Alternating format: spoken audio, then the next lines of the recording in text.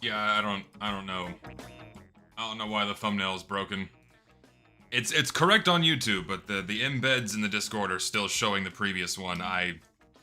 YouTube being YouTube as always, you love to see it. So yeah, it'll hopefully correct itself. We'll see. Also, hello. I have a protein bar. Protein bar of a new flavor. Quickly get into a private session here. Oh, gonna aim? My controller not connected? I guess it's not. No, it's not, because I had to connect like 50 external hard drives. Alright, put my controller in so I can actually do shit. Important? No, I'm not doing loadouts today. I'm taking a break from editing, which means I'm taking my brain off of Team Fortress 2 for a moment, so no TF2 stuff today. We're just chilling. We're just chilling. Yes, GTA did get an update. It did. They have Waymos. They have automated taxis now. No, I'm still working on a video. I'm hoping it's gonna be done before Christmas. It should be. Like, I don't have much more to go on it. I have like, it's like 60% done. All of the major edits are done. So, just gotta plug away on the rest of it. God, this new OBS update makes me so fucking mad. I don't know why. It doesn't let me shrink the window. It's so dumb.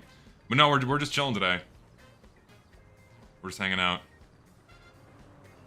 Spending winter break learning how to make war paints? Sick. Wish you the best of luck. They're taking my job. Yes, they are taking my job. I have to go destroy... I think there are missions where you have to destroy the taxis. So I will eventually do my due diligence and fucking annihilate them. But that time is not right now. I know I've been getting more requests to do these taxi streams, so I felt the need to do one. And also I'm just tired. I don't really feel like doing anything more intense than just driving around in GTA and talking. I'll do War Thunder again. I don't know when, but I'm definitely gonna play it again on stream because I do have fun playing the game sometimes. It's very hit and miss. It's an extremely hit and miss game when it comes to the fun. Like 80% of the time, it's like dragging your dick and balls through broken glass and embers. But then 20% of the time, you're on top of the world. You feel like you can conquer everything, and maybe even run your own country. But so what do you mean by immersive simulator? So I'm assuming you mean the ones that are ultra hyper realistic, where they have a million different controls to get as close to reality as possible. I play video games to get away from reality. It's not exactly my flavor of things. Like, for example, there was a... I understand that there's a certain flavor of autism that lets people enjoy those kinds of games, and if you enjoy those kinds of games, then by all means go for it. But there's one that was called Lawn Mowing Simulator, and it was so painful to start playing that within 10 minutes I immediately refunded it because it went a little too hard on the level of detail when it comes to mowing a fucking yard. Like, you know how I mow my yard? I have a gas push mower, and then I just mow the grass. It's set to the same height. I cut the grass, and that's it. Nothing more complex than that. But in the opening of this game, they're trying to like make you manage the height of your blade so it cuts the grass evenly all over the yard. It's like, ugh, and I'm like fumbling with these controls, and it's just, it wasn't for me. It wasn't for me. No, yeah, I watched the hamburger video about why war paints are bad. I watched it on stream quite a while ago now, actually. At least I think that's the video you are referring to. I'm pretty sure I watched that one. Going through all the issues war paints have and whatnot, unless, I mean, I could be thinking of a completely different video. And I look away for 2 seconds and get in a head-on collision.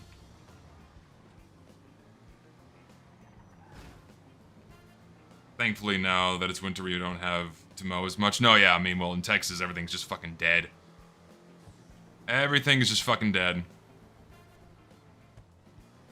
Thing is, like, I have to read chat and drive, but you know what I need? I need a fourth monitor that is above my middle monitor, so I can, like, have chat right there. Some people pull it up on, you fucker. Like, some people pull it up on my phone, some people pull up their chat on their phone or on a tablet and have it next to them, where it's, like, right in front of them, so they don't have to, like, turn their head too much.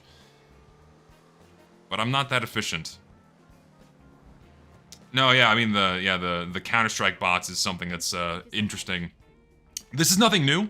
Counter-Strike has had bots farming item drops for, I think, 2 or 3 years now. Basically, since CS2 dropped, it became a much more severe problem. But it just keeps getting worse, and so naturally, as a result, people are going to start making videos about it, where the deathmatch game mode in Counter-Strike is basically unplayable, because it's been completely inundated by cheating bots that are there to finish rounds in order to get item drops or armory pass stars, so they can farm the items from there. And it's eerily similar to what's, you know, happening, or what happened in Team Fortress 2. The question is, how long is it gonna be before Valve decides to do something? It's so funny too, because like, this has been going on for a couple of years now. Like, this is a long-term issue, okay? And they still haven't done anything about it.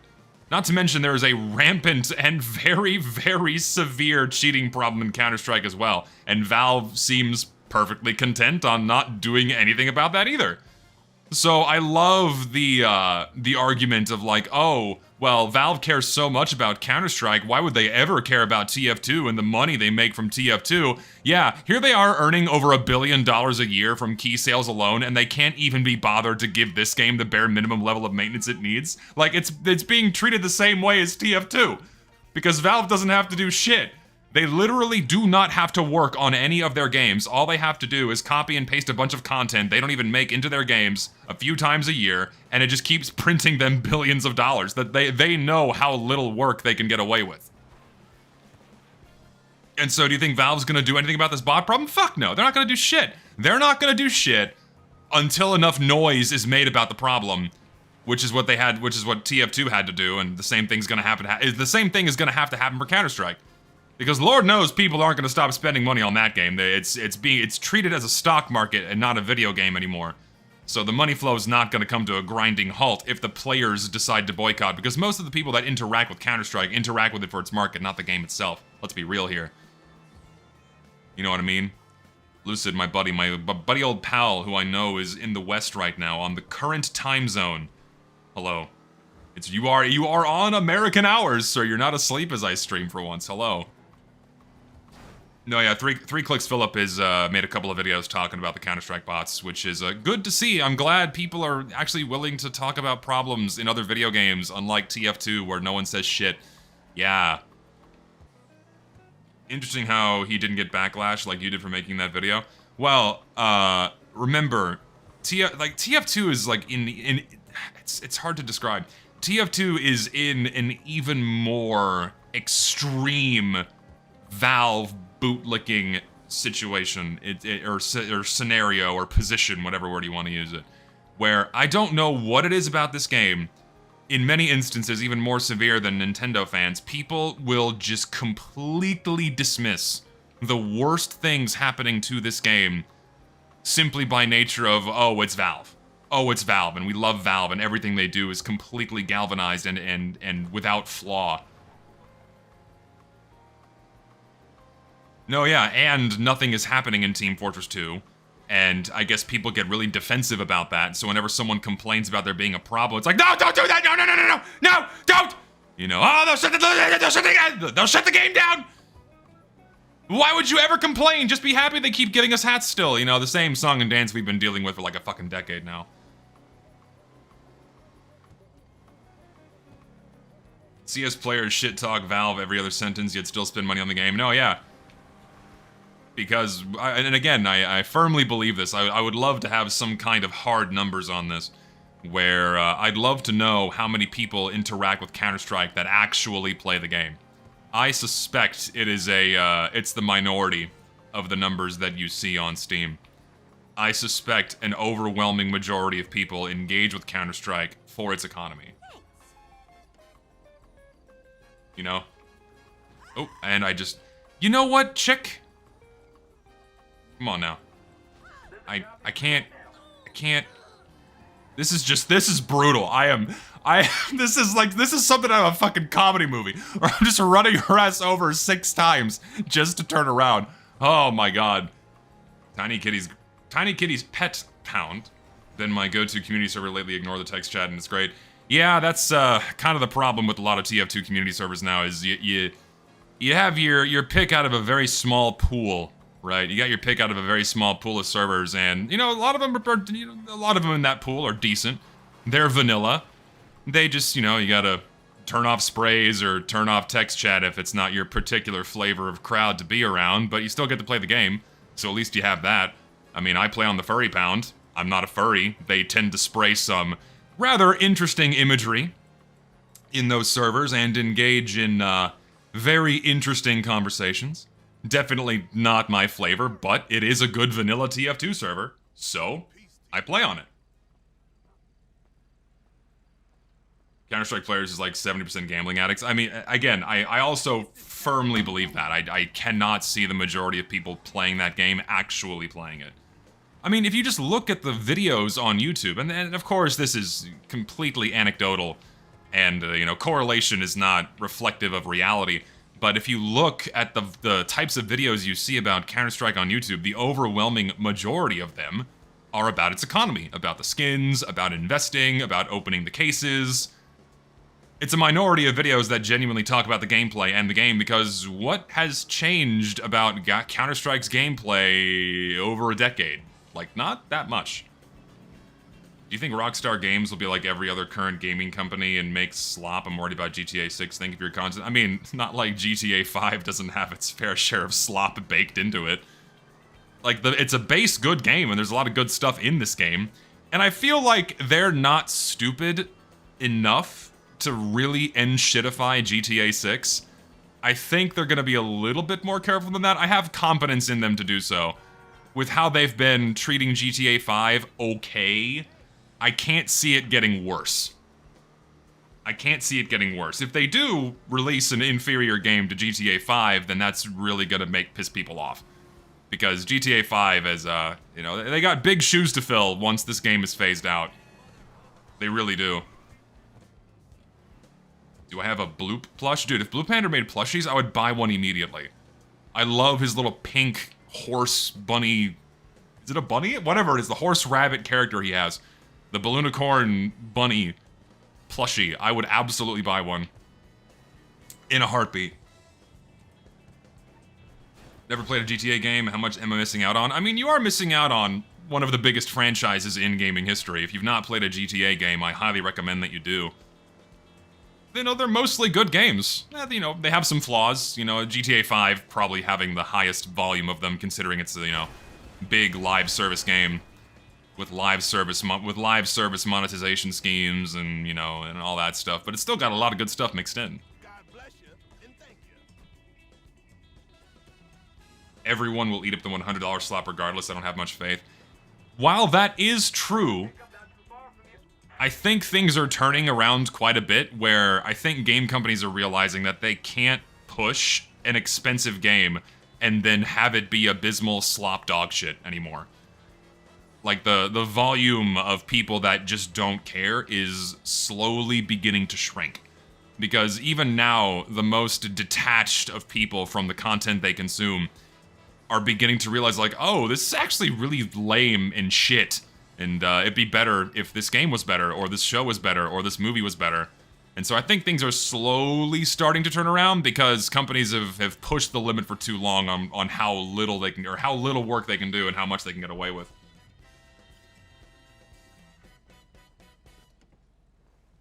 No, yeah, and that's my point. Yeah, GTA 6 does have to compete with GTA 5's decade of content. They have really big shoes to fill. Big shoes to fill. And I think they are aware of that. And we'll see what they do. What's my personal favorite GTA and least favorite? Big fave is GTA 4. And least is probably the first, because it's just very archaic. Very archaic. It's still fun. And I haven't played it since I was like, fuck, 15, I think, was when I last played the first GTA game. But yeah, I think GTA 4 is always going to hold a very special place in my heart. Bloop plush with a speaker that plays the neck break noise. Yes, please, sign me up. Really hope GTA 6 will be a massive disappointment. I think it'll be funny. Why do you want a game to be a disappointment? I want for games to not be disappointments because I miss having video games to look forward to. I miss getting excited about the next installment of my favorite franchise, like Metroid Prime 4. Oh god, I can rant about that forever. You know, I was looking forward to that game for a very long time, and then what I was presented with was a game that's inferior to the first 3 in more ways than one. I miss looking forward to a game being good, and so I keep holding out hope that whatever next installment or new game comes out is finally going to learn the lessons that have been established over the past decade. It just keeps happening, though. It just keeps fucking happening. Oh, I love the Metroid Dread. Metroid Dread is a fucking immaculate game. It is beautiful. Oh, it's so good. I gotta play it on stream. It's awesome. But then to have Metroid Prime 4 come out after Dread and have it be just this mess. Oh god, it's not like the game wasn't finished. That's not why I call it a mess. I call it a mess because it doesn't know what it wants to be, and it laces in a whole bunch of dog shit that has no business being in a Metroid Prime game or a Metroid game in general. Ugh, it makes me so upset. Are the Call of Duty games dead? No, people still play Call of Duty. I mean, there's I have never been a big COD guy, let alone or Battlefield guy. They're just not my flavor of games. But they're still kicking. You can still get your Nicki Minaj skins and what have you in Call of Duty. I gotta open this protein bar. I'm hungry. Hold on. I was hoping for Half-Life 3, and what it brought me, disappointment. Oh my god, all the hope that was being built up for the Game Awards, dude.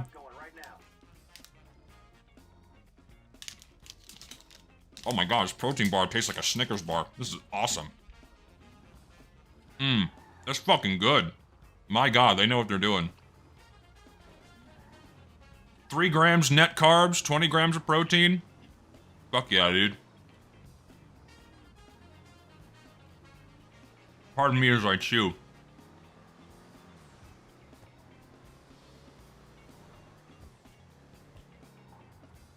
It's very thick.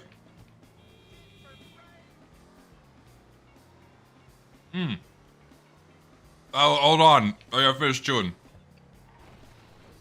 From what I know, it was supposed to be a regular Prime, and then at some point in development, it got smacked with Breath of the Wild treatment. No, yeah, that's exactly what happened. Here, I'll go on my Metroid Prime 4 rant in a moment, because I've only given a small piece of my thoughts I have on the goddamn game.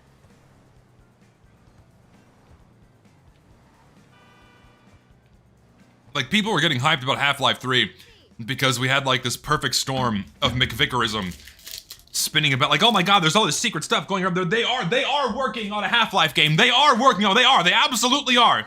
Look at these 3 lines of code that say they are. And in typical Valve fan fashion, the hype train begins. This chat should play Castlevania. Lament of Innocence, Curse Darkness, Lords of Shadow, Toads of Consolation. They're hacking slash prime. Yes, sir. I mean, Castlevania, Metroidvania, it's in the genre. Yes, you can send me a meme. Go for it.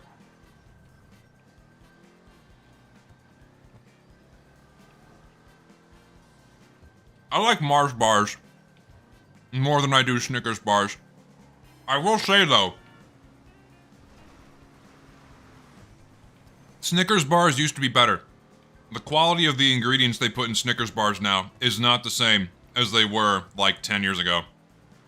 The chocolate is flavorless, the nuts are chewy, the caramel does not taste really good. Mars bars, however, for whatever reason, taste the same. Those are still good, those have not changed.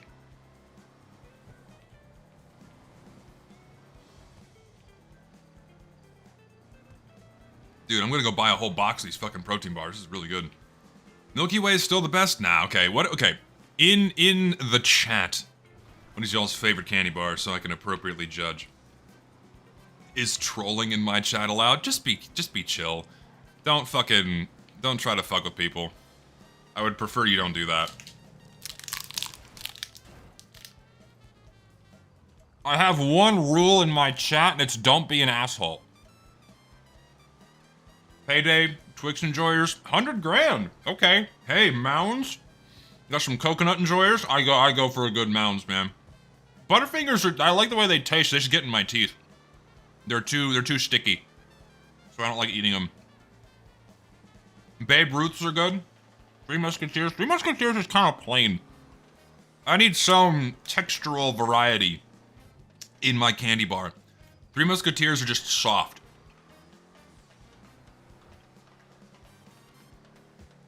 Payday is like the perfect mix of sweet and salty and crunchy and also chewy. It's like, you can't beat the textural variation of a Payday bar, and the flavor is good too. That's up there for me. I think my favorite candy bar is probably a Twix though. I like the snap. I like the snap of a Twix, and it tastes better than Kit Kat. So Twix is my number one, for sure. And also Reese's Fast Break.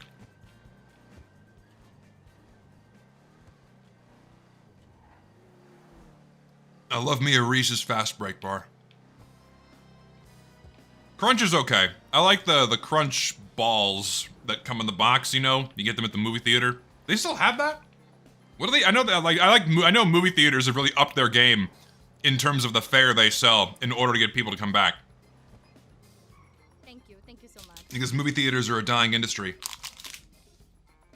And so now they sell like full meals and alcohol in order to get people to come back to the physical theater. See, I like Reese's Cups, but only the mini ones, because the big ones don't have a good chocolate to peanut butter ratio.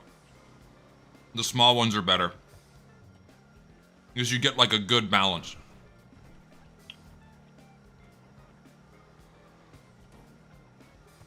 You know what I don't like though? I don't like Reese's Pieces. I think Reese's Pieces suck. They really do. They have Oreo cups? What? Like Reese's cups? Now that's something I can try for a slop diary. Fucking Oreo cups? How does that work? Instead of the peanut butter, is it cream? Because if it is, oh my god. That's gotta be fucking, that's brutal on the teeth. Let's go, please.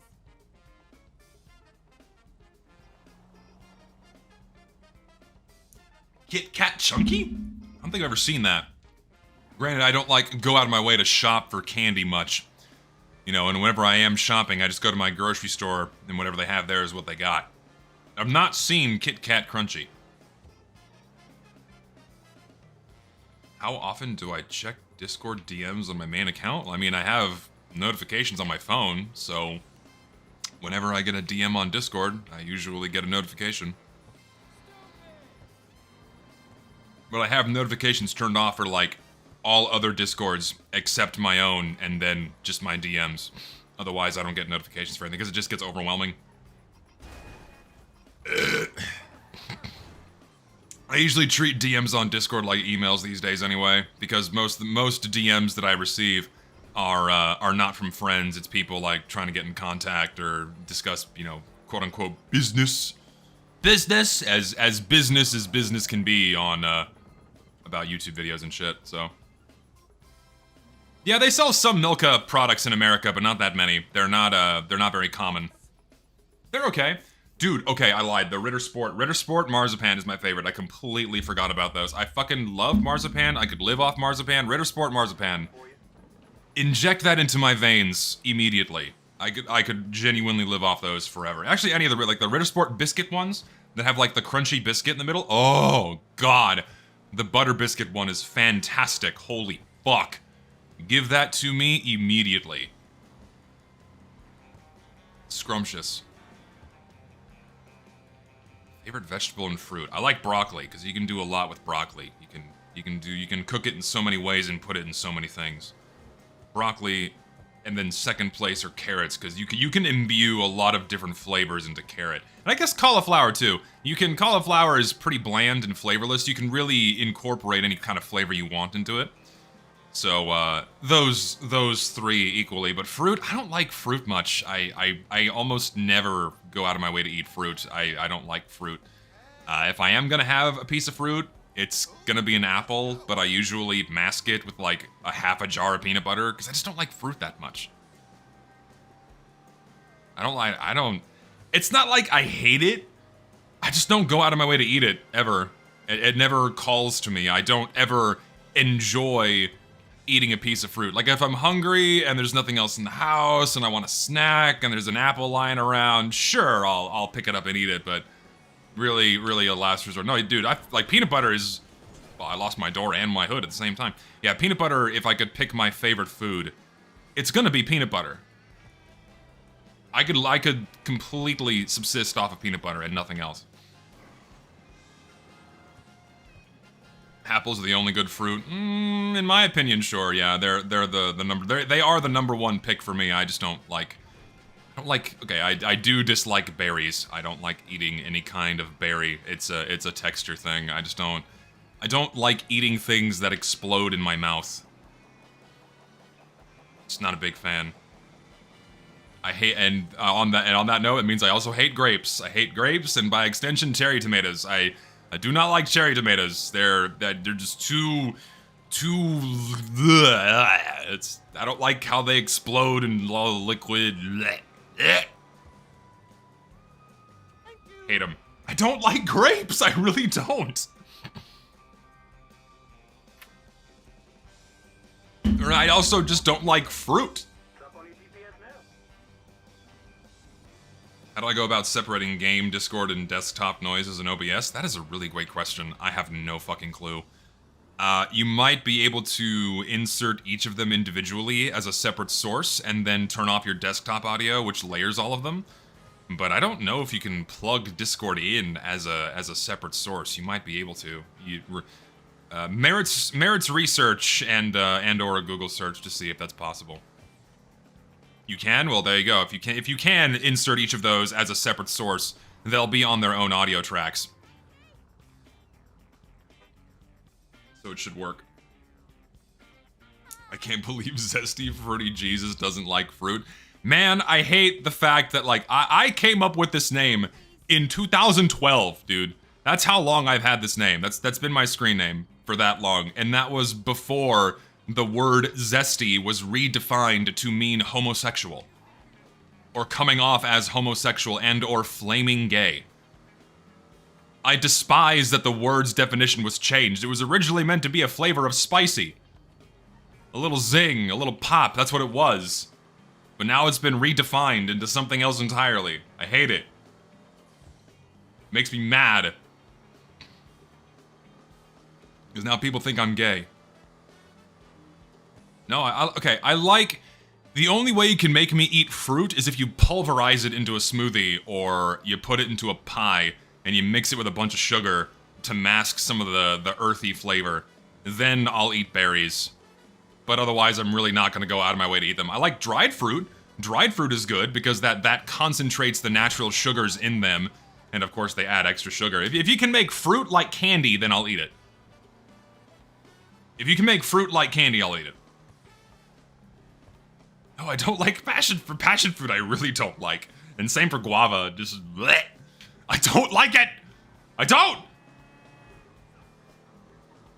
Apples are the only exception, and maybe a pear or a banana. I'll just eat those straight up. They're not offensive to my palate at all. I'm not a big fruit guy. I'm really not. I've had durian flavored candy. Actually, no, it was durian flavored cookies. When I was in Japan, I don't know how they managed to sneak these on board, because they specifically requested people to not bring durian-flavored anything onto this ship, but someone brought durian-flavored cookies onto the ship I was working on, and you just open the package, right? And this is diluted durian. It's not like the raw fruit, okay? It's diluted into cookie and cream and sugar and all the other shit they mix into it, right? Opening that package was like setting off a nuke inside of the room. It was so pungent. They don't kid when that shit smells like onions and garbage. It does not have a pleasant smell at all. But it did taste really good. I lost the door. But it did taste really good. I will say durian flavor is quite nice if you can get past the smell. Granted, I've never had the raw fruit itself. I had it very diluted inside of a cookie. So if you were to give me a spoonful of the fruit itself, I'd probably have a different experience, but it was good. I like Brussels sprouts if they are cooked to shit with bacon. Like baked Brussels sprouts with bacon. Oh my god, fuck yeah, dude. Salt and pepper on that shit. Ooh. Sign me up. Love me, really. Good. You know, Brussels sprouts cooked in any kind of animal fat is a big win in my book. Brussels sprouts are horrible. Nah, fuck off. Get out of here. You've not had them cooked well then. Like, everyone's memories of Brussels sprouts come from when they were 5 years old and their parents didn't realize that a child's flavor palette is very different than that of an adult's. And so they tried to feed them Brussels sprouts and peppers and broccoli and other things that have strong flavors that a kid will not like. And so they think back to Brussels sprouts as this really negative memory. But if you go back and have them as an adult, cooked in a pound of bacon fat and salt and pepper, and they're greasy and they got a bit of a burnt edge on them, you bite into that shit, oh, it's so fucking good. A little char on the Brussels sprout, oh my god. That's heaven. That's tasty. Okay, if you're steaming your Brussels sprouts and just having them steam, there's something wrong with you. You gotta bake the shit out of them in some bacon fat, and that's the real way to have them. Or grill them. If you grill them, get them a good bacon fat coating and grill them. Ooh, yes. I'm not a huge fan of peppers. This is the fruit and vegetable stream. I'm not a big fan of peppers. I like hot peppers. You know, give me some fresh slices of any kind of spicy pepper, jalapeno, habanero. And, well, any that are, like, edible. Some of them are not. Without, like, fucking killing you. I love those, but, like, bell peppers, if you cook the shit out of them, you put them in a stir fry, sure. Over here we have steamed cauliflower covered in salty mayo, better than it sounds. Dude, okay, I know for a fact that that's good, because I've had something very similar. My aunt makes this, she calls it buffalo cauliflower, where it's a head of cauliflower, and you season it with buffalo spices, like for buffalo wings, and then you bread it, you fry it, and then you cover it in cheese. Oh man, that shit's good. So mayonnaise and cauliflower, probably a good combo. Because again, cauliflower is a vehicle. It's a vehicle for whatever flavor you want to imbue into it. And it's fucking delicious. Yeah, man, fried cauliflower is no joke. Like, I think it's actually sometimes, I don't know how common this is, but I have seen this before, where it's a replacement for hot wings for vegetarians, where instead of a fried chicken wing, they give you a piece of fried cauliflower, breaded and fried with buffalo sauce and blue cheese dressing. It is quite tasty, actually. It's quite good. Who fries vegetables? Dude, you've never had tempura fried vegetables? Holy shit. There's a whole world to be explored with fried vegetables, man. Dude, tempura fried, like, fucking eggplant. Tempura eggplant is fucking amazing. Tempura pumpkin. What else? Yeah, there's a couple of other ones I had in Japan, but the names escape me. So good. Well, tempura is, you fry shrimp in tempura is, it's got, you fry any kind of seafood or meat and you're gonna win me over. Mushrooms I will eat if they're not raw. Raw mushrooms are disgusting. But mushroom soup, fried mushrooms, mushrooms on pizza, mushrooms in a stir fry, grilled mushrooms, fuck yeah, I'll eat those to kingdom come, but raw mushrooms, nope, don't like them. Do not like them. But if you get like a portobello and you grill it, some salt and pepper, little olive oil on top, oh yeah, if you can get a good char on mushrooms, man, delicious. So, dude, people eat raw mushrooms all the time on salad. Raw mushrooms on the thyme on salad is extremely common, and I just think that shit is... No! Oh, that was close. I almost killed my client. I've not had mushroom ceviche, no. I guess that would work if you're a vegetarian. I guess I can see, because it's got a meaty texture, not quite unlike fish. I guess it could work, maybe. I like how raw mushrooms taste like dirt, but in a good way. See, I don't want to be eating dirt. I don't like things that taste like dirt. That's just not. No. Chicken of the forest made me like mushrooms. What is chicken of the forest? I'm assuming that's a vegetarian or vegan product. Vegetarians know how to cook well. Vegans, you guys got some work to do. Vegans, you guys have some very debilitating limitations that make a lot of your dishes leave something to be desired. I've had only maybe 2 or 3 really good vegan meals in my life, but every other vegan meal that I've had was bland, flavorless, or loaded with so much salt and sugar that you could not taste anything else. Thank you so much.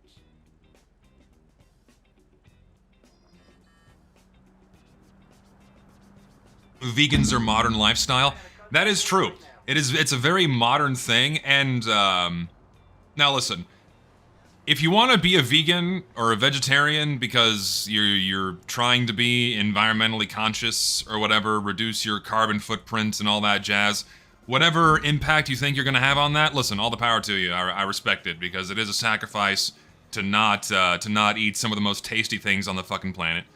And it takes work to avoid all of that in your day-to-day routine, so I respect it, but it is definitely an act of privilege. It is an act of the first world to be able to sustain off of a vegan diet, or to willingly choose to engage in a vegan diet, because you have the luxury of being able to do so, and you have the luxury of having everything else easily accessible for you to have a vegan diet.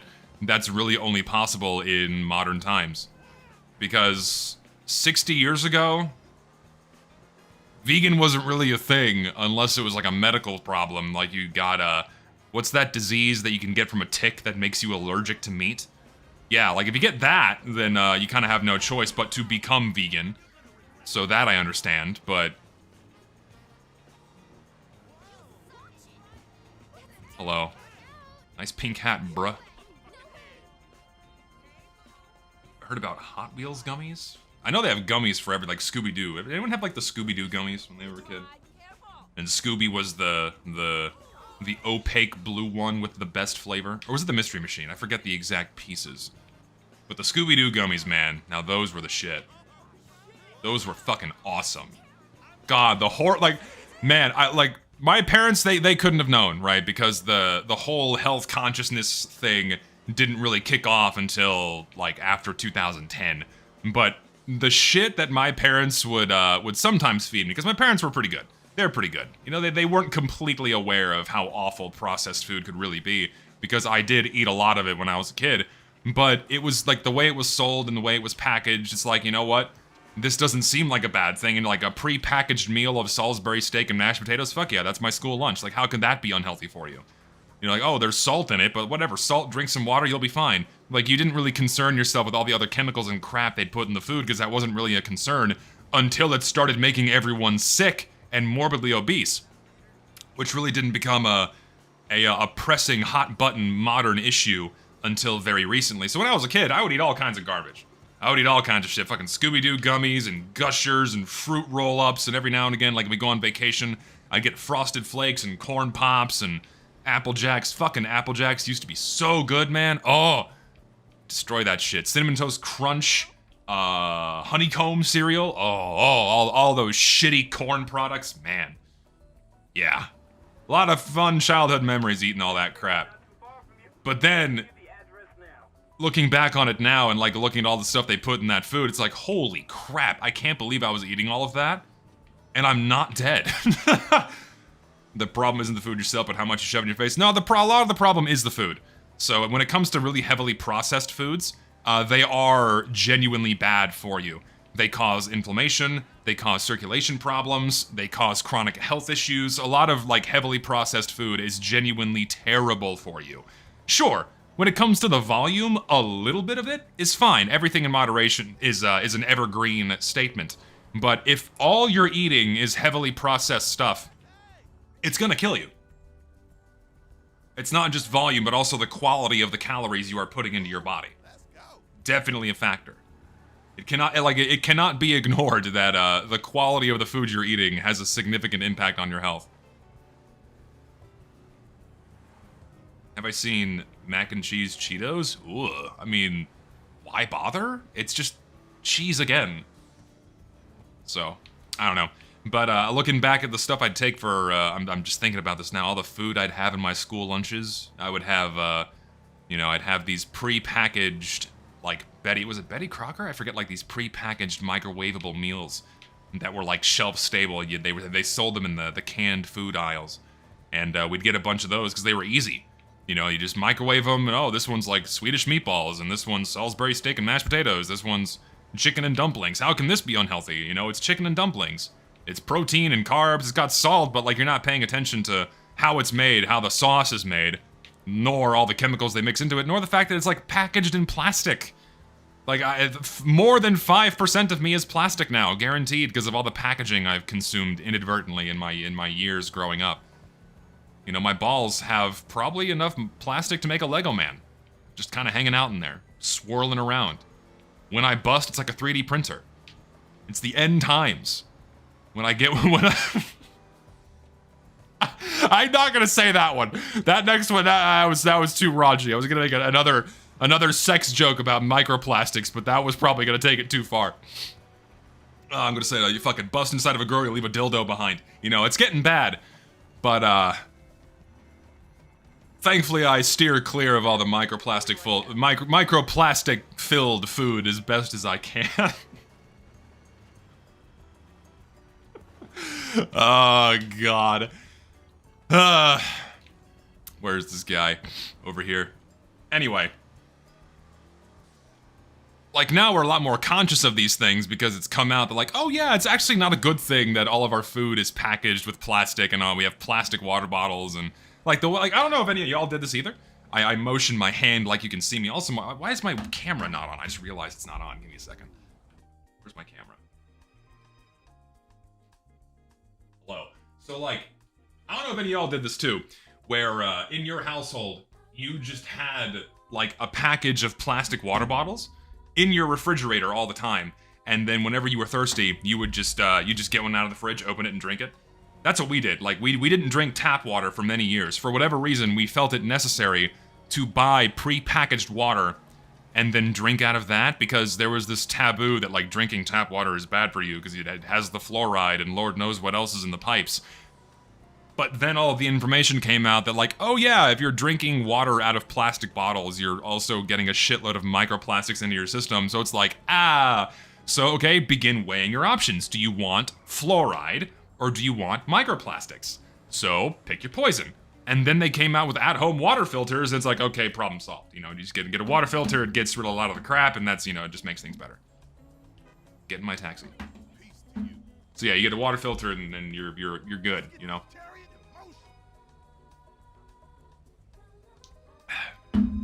So. But no, yeah, that's the fluoride in the water causing autism thing. Isn't it so scary that so many things that we've been doing for years haven't been done long enough or studied extensively enough to understand their health repercussions, and only now, where we have, at least in America, because, you know, this is largely an American problem, where we are now the sickest country on the planet in terms of the volume of people that are diagnosed with some kind of illness, right? And that's only a recent development. So, like, what's been causing all of that? Well, it's what we're putting in our bodies, it's the environments we're living in, and it's our day-to-day habits. That's the only explanation as to why more people are sicker now than ever before. And yeah, lead in pipe, like lead pipes was, you know, that was kind of an unavoidable one. Like, oh yeah, lead is poisonous, so it's probably not a good idea to have lead pipes. or like lead-based house paint or asbestos siding, you know, but asbestos wasn't a problem until like the 90s. Like 80s and 90s did it only become an issue when people started getting cancer from it. Because the usage of asbestos at a wide scale and like wide scale exposure was a more recent human thing in like the last 200 years. And then wide scale exposure when it started being used more commonly for building materials and like fire retardant, you know, in the last 80 years. And then finally it had been long enough with enough people exposed to find the correlation between, oh, asbestos exposure, you know, and cancer, right? And so like now that's starting to happen with the shit we put in our water and the shit we put in our food and the stuff we package our food in and all that stuff. So like, and it's a kind of a scary thing. Retard is not a slur. Anyone who thinks retard is a slur is a fucking retard. And retardation or fire retardant is a different application of the word. So I will say retard loudly and proudly because it's not a fucking slur. It's stupid that people think it is. Like, we draw the line there. You don't get to take that one away from us. And I will also continue to call things fake and gay. Gay derogatory. I will use that. And no one can stop me. But it's going to be interesting to see what happens in the coming years in terms of, more shit they find, you know? More shit they find that has been slowly killing us. Like, oh, like when they come out that sparkling water in an aluminum can is actually poisonous for you, I'm just gonna it's over. I have nothing else to live for because I love sparkling water. How dare you use an insult to insult someone? Yes, when I call you a retard, there is a reason why I call you a retard. You are socially, emotionally, or physically less than I. Usually socially or emotionally, because if it's a physical thing, there's nothing really you can do about it, and I shouldn't insult someone for a physical disability. However, if it is a willful one, a willful physical thing that you do to yourself, then I will call you a retard. That's why I call you a retard. What was I saying? Yes. Interesting to see what's going to come out, and if they find that sparkling water is going to kill you, that's going to make me sad. Because I like sparkling water. I drink it all the time. And I've consumed so much, and like they're going to come out in the news like, studies show that drinking sparkling water pops your balls. Oh, wonderful. Guess I'm gonna be a frickin' eunuch. It's all coming off. The bald is coming. Yes, it is. That's like other shit too. Like I could be losing my hair for an environmental reason I have no explanation for. It could be like something that I've been doing for years and I have no idea why. I would have no clue that it's making me go bald. Like I don't know, like breathing air too close to the heat lamps inside of a KFC or something. Like you did that one too many times, then you're guaranteed to lose all your fucking hair. I don't go to KFC that much. I haven't been to KFC in like, my god, I can't remember the last time I had KFC. At least 5 years. Zesty 2 won't be real. I mean, are you unique? Am I uniquely bald in my area? No, there's fucking bald people walking around everywhere. It's like male pattern baldness is a thing. It's an issue of having too much testosterone is you lose your hair.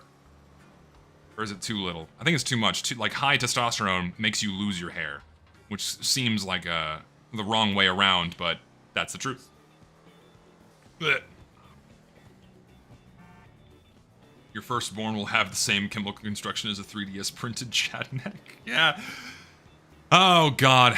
Yeah, it's like my child is gonna be born half a Lego brick with the volume of microplastics we have, man. That is a grim future. We're gonna be putting him and his friends together like a full set. You know, you have a get together with all the other parents with your Lego children. Put them together. You got a fucking race car. Just use. I don't know what that is. What is Schmaloogle? Just use Schmaloogle. It's gotta be a meme. I have no idea what that is. Or like some deep, dark, evil internet reference to something I don't understand, and I probably said something extremely offensive. And I have no idea. Oh, it's Smiling Friends? I've not watched that. I know I need to watch it. I know I've not seen it! People are gonna get mad that I've not seen it. I know. I'm not someone that has a lot of time to watch extra shit, but Smiling Friends is another one that I need to watch. I know it's good. I've seen clips. The clips are funny. I gotta watch it. I will. I swear. I promise. Don't be offended. Listen, I have my priorities. I only just finished Rui Rocks. I am so slow when it comes to watching fucking anything. Because like in my day-to-day, I wake up, I go to the gym or go for a run, I get home, I work for like 10 hours, and then I eat dinner, and then I might like watch a movie with my family, and then I go to bed. Like I might have an hour of time to kill before I'm sleepy enough, and when I have that hour, I'm just gonna do my Blue Archive dailies and then go to bed. Maybe throw on one episode of an anime I've been like slowly trotting through. I'm slow. You can drive now. If you're that slow to watch any series, I doubt you'd finish Umineko in less than half a year. I don't know, I'm just not that's not how I spend my evenings. When I lived alone, I consumed series and games at a much higher rate. But when you live with your family, you know, and I like my family, I like spending time with my family, we usually watch a movie. Or something. And also because I work at my desk most of the time, then I kind of don't want to spend my evening at my desk because I need to like break it up a little bit. I need to start going to coffee shops to work, man. I need to make a point to do that. My laptop should be powerful enough to actually work in a coffee shop. Should try that. Get me out of the house more. Though I like having the space of my desk and having 3 monitors, it makes coding a lot easier. Makes coding a lot easier, it makes my work a lot easier, and doing it on a laptop is very cumbersome. So. We just getting older, and we getting less time to be doing things. No, that's also just part of life, man. You get older, you have more responsibilities, less time to do the extra stuff you want to do. You know, you have to pick and choose how you manage your free time. And when I have my free time, it's spent with my friends, you know. Plan shit, hang out with friends. You know, if I can hang out with my buddies at least once a week, that's usually good enough.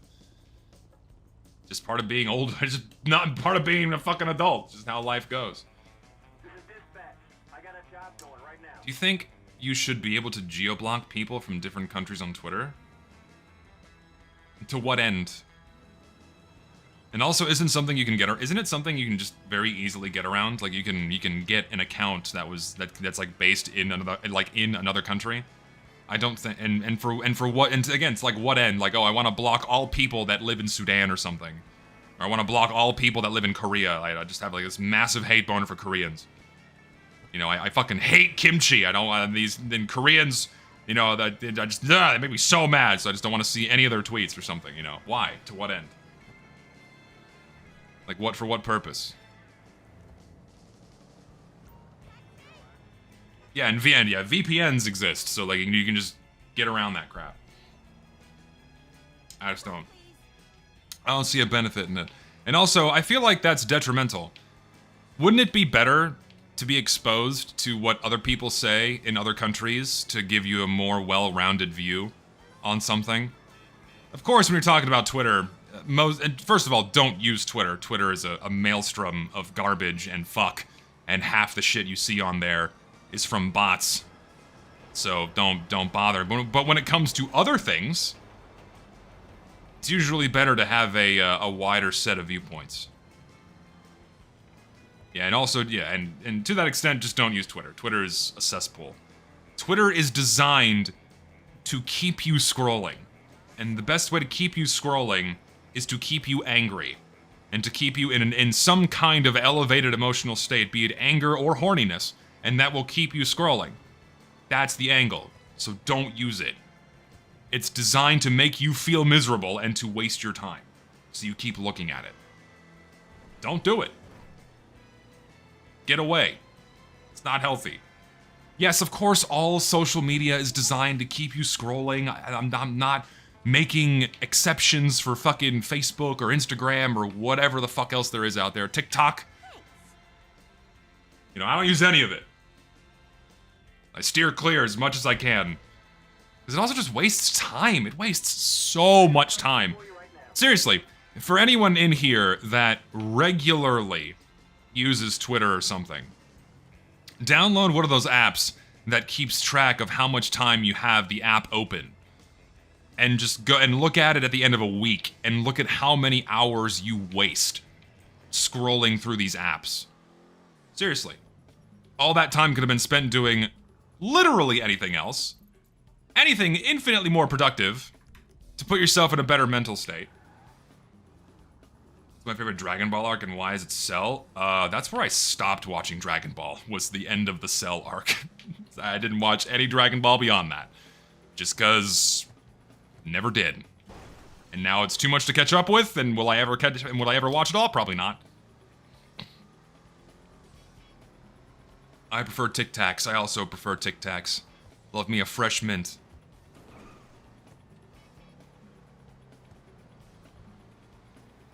I had TikTok downloaded for a brief period. I understand the appeal, but at the same time, just it hurt my brain to kind of sift through things, and it's just not engaging for me. I guess maybe because my attention span is more intact than the next person's. I don't know. It's like, hey, look at this video of this cat. Okay, cool, cat videos. I like cats, but okay. Here's another one. Well, I already saw one. I don't know if I want to see another one. I gotta get back to work here. Have like 50 more. Okay. Just meh.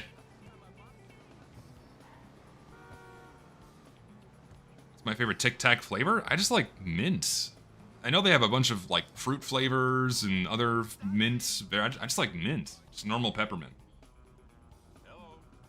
Fun fact, they were thinking of trying to ban GitHub for under 16s in Australia as GitHub was classified as social media. What? Australia is a fucking dictator-run country now. It's some Big Brother shit. With the new laws enacted, now they have ID verification to use the goddamn internet. That is insane to me. That's insane to me. Hey, parents, maybe watch what your kids do instead of making it everyone else's problem and a Trojan horse for mass surveillance. Because ultimately it's a Trojan horse, right? Think of the kids, it's think of the kids or something else, right? And they use that as a Trojan horse for mass surveillance to basically keep track of enemies of the state. Because when they have your full name and your face attached to everything you look at online, well, all they have to do is comb through the history of all these people, this massive library. It's like, oh, find all the people that looked up, like if for whatever reason the establishment fucking despises people that enjoy M&Ms, and they want them eradicated from the face of the earth, or they want them to become a second-class citizen. Well, yeah, look up all the people that fucking hate M&Ms, or like Googled ways to avoid M&Ms. All these people, they now have lower social credit. Goodbye, right? That's no, no thanks. How do I keep my work-life balance like that? I barely have any motivation to get ready for work. It helps that I enjoy what I do. Which is very rare for most people. A lot of people either just tolerate what they do or they hate their job. And that makes a good work-life balance really hard. I understand that. I was in a position for a time where I also despised what I was doing every day, and I got myself out of that situation because it was making me fucking miserable. Take a hit and pay. You take a hit and pay, but the balance is that you feel a whole hell of a lot better. You feel a lot better when you're not miserable day in and day out doing your job. And if it means getting a little bit less money, beats going insane. What's up, Gary? What's happening, my friend? I tolerate my cleaning job and I don't find anything bad in it. Yeah, and that is also not a bad position to be in. Like, if you tolerate your job and you don't fucking hate it and you're making money, that's a good spot to be in, right? That's a good spot to be in. And, shit, man. That's just... Then you can have the rest of your time doing the things you actually enjoy. So that becomes a good work-life balance where you have, like, neutrality at your work and then positive things in your free time. That's pretty good. And again, better than most people have. But if you hate your job, I understand that keeping a job you hate is oftentimes a necessity. But, might be time to explore new ventures, if you can. Literally buying a VPN for me and my family to stop for this shit from reaching to us. I just don't want to show my entire identity because it just happens one website that has it, because one website has a boob in it. No, yeah, but again, remember, it's the whole mass surveillance thing. They want to keep track of everything you do, and they want your identity attached to it. So at a moment's notice, if you Google something anti-government, it's like, well, put this guy in a fucking blacklist, drop his social credit score. That's the shit that China's doing. Like, people think this is a fantasy. No, this is shit that's happening all the time in that fucking country. And now they're trying to enforce it in other countries because what government in power would not want more power over the people they govern? The entry-level job market is cooked. Yeah, I think it's, listen, there are a lot of entry-level jobs just in the trades. When it comes to jobs that, quote-unquote, require a 4-year degree, that's a much more bleak outlook for those who have decided to go to a 4-year university. And there's still some out there. It's not completely barren, but yeah, exploring other options, and there are plenty of other things, you know? It's like most jobs are blue-collar. Most jobs involve working with your hands. So, I am just destroying public property, private property. Wanted to wish you Merry Christmas. Excited for the quick play video when it drops. Thanks, man. That is coming after this video that's going to be out next week.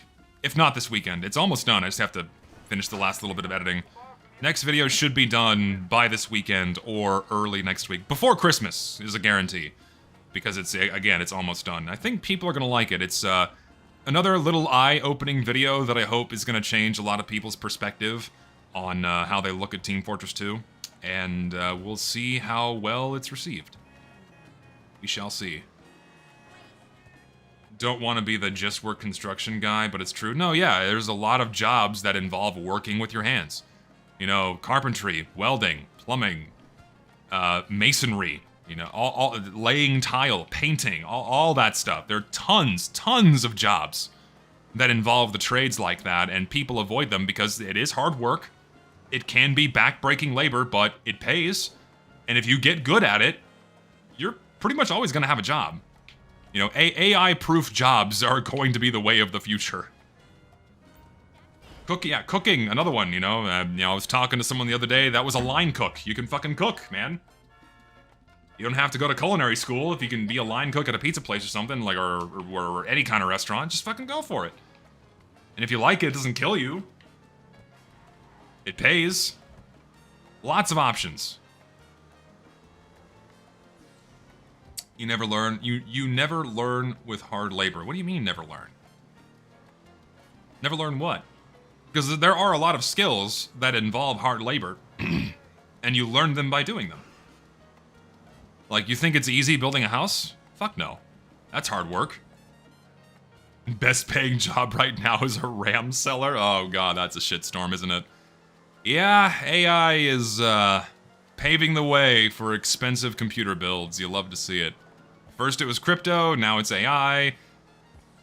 What's next? You learn, you learn by doing, not watching. Absolutely. The only way you learn something is by doing it yourself, and putting in the time to learn it and understand it, and build your skill set. It's the only way. Doesn't matter how many videos you watch. Thank you so much. You gotta actually do it yourself. Well, NFTs are crypto, and NFT is an extension of cryptocurrency. There's no denying that. This is dispatch. I mean, without hard labor, you never learn anything without hard labor. Yes. I love my adulthood starting exactly when society is going mad. Grit your teeth and bear it, because there's still a lot of good things to get out of life. And even though things are kind of bonkers right now, a lot of it is massively amplified by social media. A lot of things genuinely seem a lot worse than they actually are. It's good to be cognizant of these things. It's good to be aware of all the weird and fucked up stuff that's happening in the world around you, because it makes you aware of how to protect yourself, how to plan for the future, all of those things, right? That's all valuable. But at the same time, it's important to focus more on your local concerns, your friends, your family, what you need to do to make your ends meet, your needs, you know, all of that stuff is infinitely more important than paying attention to, you know, what's going on in other places that have no day-to-day influence on you, right? And things do seem fucking batshit insane right now, but at the same time, a lot of the shit that's happening is not having a direct impact on you. You feel like it does because social media is very good at telling you that it does. And there are other people who make it their jobs to make it seem as though it has an impact on you every day, but in reality, not really. So it's good to just steer clear and kind of keep your head out of that stuff as much as you can. Again, it's good to be aware. It's good to take that stuff in small doses, but there's a lot of good to be carved out of the world still. So don't have such a bleak outlook on the future, man. Shit's crazy, but you can also educate yourself to avoid the crazy and have a good life. What's my Raising Cain? I don't like Canes. Canes sucks. Nasty. It's a mental burden to worry about social media stuff besides your day-to-day problems. Yeah, because like you already have your own shit you have to worry about. Everyone has their own shit they have to worry about. And then a lot of people willingly decide to take on additional mental burdens by looking at social media every day and flipping out about what's going on about politics or social issues and shit like that. Again, it's good to be aware of these things and, you know, in case you need to react to something that happens more locally to you. That's good. Having a finger on the pulse every now and again is not a bad thing, but the people that live in this shit and make it their day-to-day life, they're just making themselves fucking miserable, man. They really are. Like, the most miserable people I come across live on Twitter or social media in general. It's the people that you see arguing in comments day in and day out. It's like, these are the people who live shitty, miserable lives, and that's all they have. That's all they have. Because when the social media turns off, I guess their dopamine goes away. I hate going to the center of town. It's unbelievable how people live in that sludge-infested hellhole. I don't know what fucking town you live in, but I guess I'm gonna steer clear. Do you think society will ever have a change of heart for people who've done terrible acts and put the work into bettering themselves? Example, me? What do you mean? So, what, okay. That's a fucking can of worms. So, like, I've not committed any terrible acts. What have I done? I said, like, a bad word.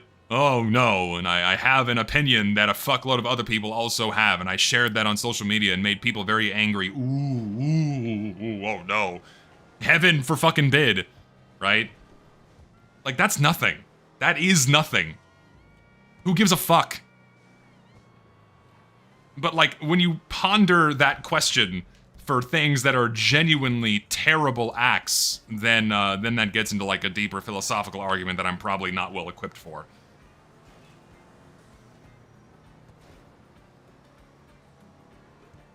It is always interesting to see people treat me like I fucking nuked a city or something. It's always fascinating to see the new things that, like, people come up with. These new interpretations and judgments of my character. Because, like, it's been, how many years now? Fuck, like an 8-year-long game of Telephone with all this crap, or like 7, because it all kind of started 7 or 8 years. Was it 2018? Yeah, so like 7 years. It's been like a 7-year-long game of Telephone with all of this shit. And it's always so fascinating to see how these things blossom and evolve into the wildest shit that I have, like, people know more about me than I know about myself, apparently, on the internet. That's the crazy part. Oh, shut up with the fucking 6-7 stuff. It's so dumb. You were talking about Hungary. Have you watched I can't pronounce that. Son of the White Mare. Watched together with my group, and it still lives rent free in my head. I've not seen that. No, I've not heard of it either. The ex-con labor stigma is kind of justified depending on how long said person was in prison because their mindset will have changed. Well, if a person is genuinely rehabilitated or remorseful for what they've done, then yeah, there should be no issues with letting them work. I mean, they should be kept track of. They should be watched with a cautious eye. But if someone comes off as, like, you know, and again, how they interpret this is, Lord knows how one could appropriately gauge this. But, there are patterns to look out for. Like, if someone keeps committing crimes, and keeps getting put in jail and then keeps getting let out, yeah, probably not someone you want working for you. But if someone went to jail, they fucked up, they stole something, and they committed a crime, I don't know, but that was like the only thing they did, it's a blemish on their record, it's been years, they're remorseful, they're like a totally competent human being, and they've not done anything since, then yeah, fuck it, they should be able to do whatever they need to. Work, vote, what have you.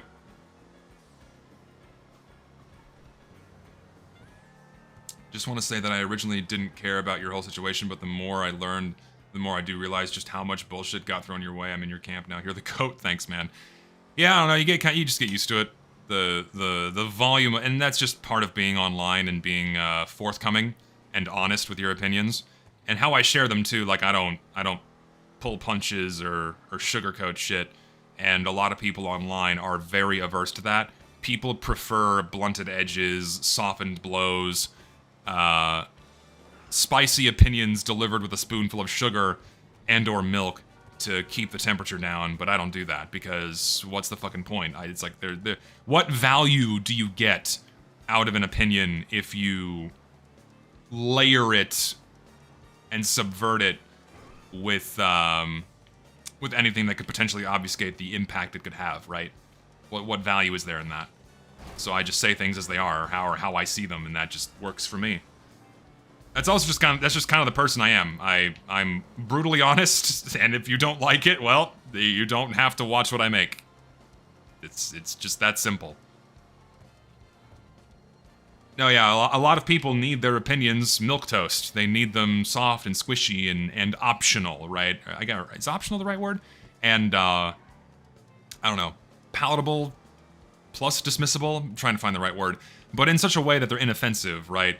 Because I say, the matchmaking system fucking sucks. It's broken. Something needs to be done about this. It's bullshit that Valve hasn't done anything.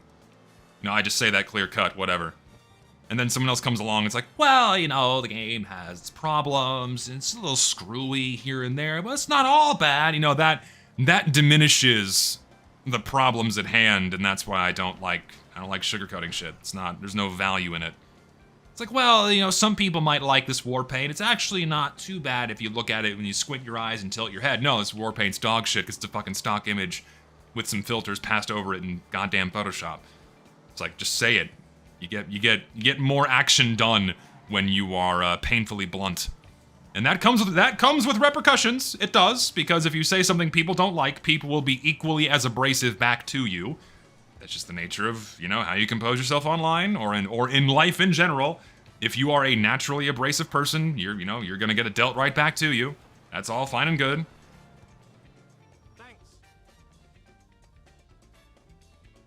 Any tips for my driving exam tomorrow? Make sure that they see you looking in your mirrors. Like, exaggerate your head turning. Like, when you check your sides, tilt your head. When you check your rear, do this. Like, don't just use your eyes, move your whole head. Because you may think that it's obvious for them that you're looking at your mirrors, but they don't see your eyes because they're also looking at the road and everything else you're doing. Like, exaggerate your movements to show that you're checking your mirrors, because they dink you all the time on your score when you're not, like, exaggerating your mirror checks. You gotta do that. What else? Put your blinkers on sooner than you think you need to, because they'll dink you for points on that. Like, at least a block before your turn, put that fucking signal on. Or if it's not a block or a turn, it's like a driveway or something, put it on as early as you can without it making it seem as though you're signaling for something else that comes before it. Give yourself plenty of buffer time for that. What else? Don't start the car until the guy, the exam guy, puts his seatbelt on too. They will get pissed off about that. When they're buckled up, then start the car. What else? Brake a lot softer than you normally do, because I'm a hard braker. Go easy on the brakes. Give yourself plenty of time to stop, because they'll dink you on that too. What else? I'm just remembering shit from my driving tests and my sister's driving tests. What else? Really exaggerate when you look both ways. Like, when you're at a stop or a light, really turn your head. Like, look left, look right, and then look left again. They want you to do that. Look left twice. Left, right, left, because they'll get pissed if you don't. Do all that shit. That's about all I can think of for your driver test. Beyond that, good luck. Basically, just drive safely. I mean, you can drive safely without, like, whipping your head, like, you know, like left and right to check your mirrors. I mean, I just use my eyes. But show to them that you're actually doing what you need to be doing, you know? Some places don't even require parallel parking anymore, at least not in America, so depending on where you live, you may not even need to do that. But I fucking nailed my parallel park. Man, I had a fucking shitty instructor, because I took my driver's test twice. I failed it the first time, and then I passed it the second time. The first one I took, the very first thing they made me do was my parallel park, and I was 16 years old. I was like, ah, fuck. And of course I fuck it up. And they instantly failed you. Like, you insta-fail if you fail the parallel park. And you know what? I have not parallel parked once in my entire life since my driver's test. I have not parallel parked one goddamn time since my driver's test. Not once. Ever. And yet, for whatever reason, they would insta-fail you if you did not do a parallel park flawlessly. Like, what the fuck, dude? Like, if you live in a country or a city where parallel parking is necessary, then fine, sure. But I live in fucking Texas. We have giant-ass trucks and huge parking lots. We don't need to fucking parallel park anywhere. What are you talking about? Haven't done it once. When is the IRL driving stream? Never, because that's dangerous and I think illegal.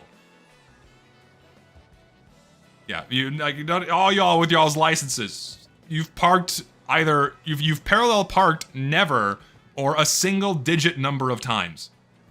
If you ever drive my car, I will make you parallel park. I'm not gonna fucking parallel park. I'm not gonna fucking do it. If I don't have to do it, I'm not going to. It's pointless. There's whole parking spots for me. I'm gonna take it. No need to parallel park. No, sir. Calculus will save you one day type of driving teacher. Oh my god. That's something else too, man. Like, I don't know. With everything I learned with my degree, all of it being valuable, it's good to be exposed to a lot of different things, right? And for me, I took a shitload of math classes. I really gotta cut this fingernail.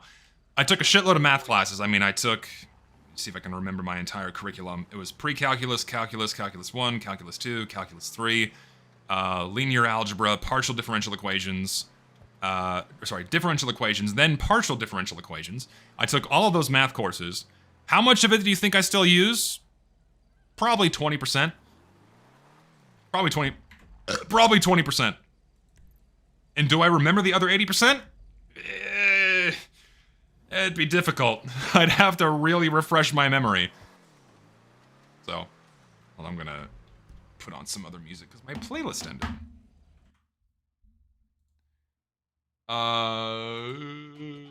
Give me another playlist here. What do we have? I paused that video. Don't you dare start playing again. Let's put this on. That will do. What makes parallel parking so hard? It's inherently not. It's just the risk of smacking someone else's car that makes it more intimidating than it really is. It's just inconvenient. And then getting out is it's more difficult than parking in a space normally and then getting out normally. It's not necessary. Don't Texans ride horses or something? Some people still do. It's not common outside of it's not common inside of major cities, but if I drive that direction towards a town called Elmendorf, then you're gonna see people on horseback all the time. It's like a 20-minute drive out of my city. So it happens sometimes here. Usually getting around their own property. They don't like take the horse to the grocery store or something. They're not gonna that's not gonna fly. Maybe the gas station that's like on the corner, but not to a brick and mortar grocery store or something. Texans go by wheelbarrow. Fuck off. Riding a horse is way cooler than riding a car. It is cool, I will say. That was very uncomfortable. You gotta have the body for it. I do not. I am too tall and it hurts my balls. Not a fan. Horses need gas. Well, I mean, they need food. So in a way, yes, they need gas. You gotta feed them. You gotta clean them. They gotta. Horses are more maintenance than a car. You gotta house them, you gotta feed them, you gotta place for them to shit. You gotta get them a stable, you gotta keep it clean, gotta keep them clean, gotta worry about their health. And also, horses don't last as long as cars. So you wonder why we stopped using them. Not like speed not even being taken into consideration. Like, we wonder why we stopped using horses. They die. They die. They get injured. What the hell? What are you doing? But horses are cooler. End of the day. Horses are cooler. I will say that. Just train speed. What do you mean train speed? Like train speed or being on a literal train? Don't know if I play Helldivers 2, but currently the game suffers from the same issues TF2 does. One side of the community glaces the developers' decisions, while meanwhile the other side is very critical. I feel like that's the inevitable end for any franchise or any game, is that eventually you're gonna have the diehard fans that just don't know any better versus the people that want the game to be treated better or the franchise to be treated better. Because over time, developers get very complacent with the status quo, and you end up getting this ratio of like minimal work to high output, like high profitability, and that just results in a shitty situation for the players where like the developers don't want to work on the game. They make decisions that are completely out of touch because they're only being made to make money, and that's going to piss off the contingent of fans, not the contingent, like a good chunk, if not the majority of fans of whatever the game or franchise is, you know, and then they're going to speak out. But then you have all the people that play the game that just don't really care that much, that are going to defend them because like, oh my god, how could you be upset at this developer that makes this game I enjoy so much? Like, how could you ever find any kind of flaw in this? So, it's just a problem with a game or a franchise being dragged out for a little bit too long. And that's a more recent issue, because like when games and franchises are not given their proper death, then that's just the inevitable result. You're going to get people that will defend something's current state tooth and nail. Well, no, of course Helldivers is not as old as Team Fortress 2, but Helldivers 2 is like, what, 2, 3, 4 years old now? How old is that game? It's going on a few years now, am I right? That's long. Like, games being subjected to a continuous update model is only a very recent thing. 2 years. Still, 2 years is good for a game that's still chugging along, man. Most games do not have that life cycle. The only way you get a game that has that life cycle is with a continuous update model. And what is a continuous update model? It's a way to make money. So the decisions are made to make money and are made less so on the actual gameplay. So you think players are gonna get pissed off eventually? Yeah. Same thing happened with TF2. Decisions were made for money and not gameplay. It's the inevitable end. Yeah, and same thing's happening with Counter-Strike right now. Decisions are being made to make money, and they're not actually giving the game what it needs. Counter-Strike 2 is an unfinished port of CSGO, still missing content that CSGO had, and I guess it's just never gonna get it. It has a rampant cheating and bot problem now that Valve seems perfectly content on doing nothing about, while still milking billions from the game, because they know they can get away with it. Because people are still going to give them the money regardless. They saw it with Team Fortress 2. The game can become literally unplayable for years, and they got away with it for years. And they kept making millions off the game.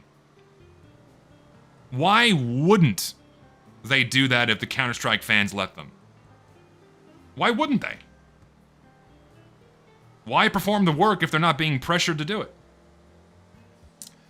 Reminder of a Valve employee getting fired for having $1 million idea, not a $1 billion idea. Were they actually fired? I think they were just ignored.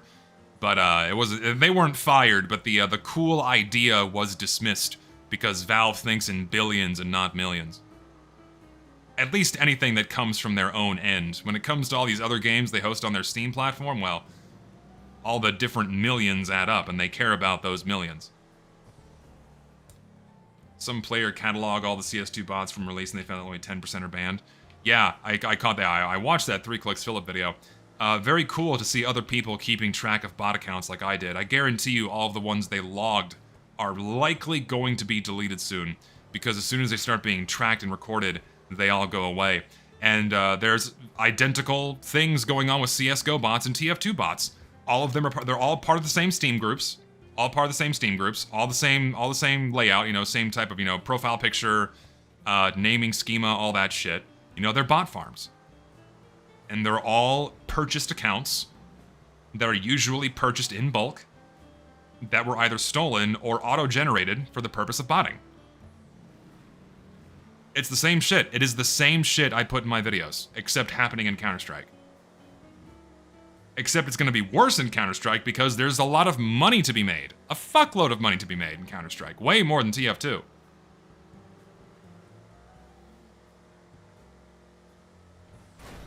Whoa. Why make billions when you can make millions? Fucking love Austin Powers, man. Or trillions. Why make trillions when you can make billions, I think. A trillion is more than a billion, numbnuts. Yes. I really think someone would do that and bought a game? Yeah. There's money to be made. Ban all trade bots. Bots killed trading. Plain and simple. But once Valve started treating their games like stock markets, that was also inevitable. Just, it's gonna happen. Sucks. I was already here earlier. How many people am I gonna deliver to this fucking house? Get out of my fucking taxi. Back when a key was 7 refined, and what is it now, 90? What is it now? I think it's like 90, which is insane. No, yeah, and that all came from bots farming items in TF2 and inflating the price of keys. Sucks. Trading's been dead in TF2 for many years.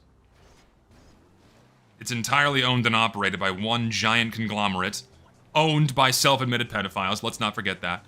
The .tf franchise is owned and operated by self-admitted pedophiles. Let us not forget that.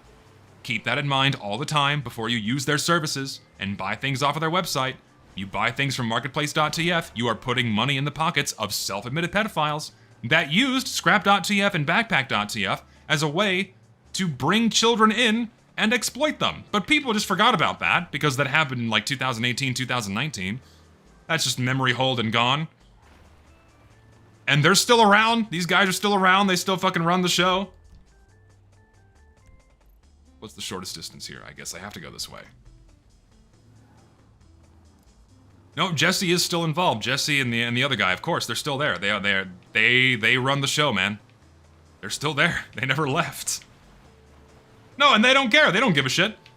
Yeah, well, I think, and that's the thing too, man. Like I pointed that out in that second channel commentary where when you have these charity streams that are for children juxtaposed against trading websites that are owned and operated by self-admitted pedophiles, one of them actively engaging in the stream chat more than once to advertise the fucking websites, some of them have to know. There's no way all of them are completely oblivious to the fact that this place is run by fucking kid diddlers, man. It's like, and it's bad too. Like, to refresh your memory, go back and watch that Turkey Tom video again. It's all there. And I'm not kidding. It's all there. And it's really fucked up. And there was another video made by like some other small YouTuber who talked about like the rings and the charity events and shit. And yeah, it's pretty dark stuff. And so like, you can't help but raise an eyebrow of like, does at least one of them know? And like, what's worse still is that it's all of the big YouTubers, it's all of these charity events, and it's even Valve's presence in these charity streams juxtaposed against these guys that are running the donation systems for them. It's like, you guys have to know. Someone does. It's kind of fucked up. Ugh. But because their systems are so convenient and they work, I guess they're gonna keep using them instead of using a better alternative. That's the thing, there isn't an alternative. There are no alternatives. It's only the marketplace it is the .tf franchise. Let's get this chariot in motion. How the fuck am I supposed to get any item when the price is stupidly high? Like in my country, it's barely buyable. I mean, that's also the inevitable end when you have, you know, a small handful of people running TF2's economy. They've monopolized trading, they've monopolized item hunting because they have, you know, a monopolized pay-to-use access to the item schema to see who owns what. You know? And the top traders are, most of them, they're scammers and they're sharkers. And these top websites let them get away with it because they run the show or they bring in the money. There's a lot of dark shit in TF2's trading sphere that, like, that warrants a whole video in of itself, man. It really does. My cab is fucked.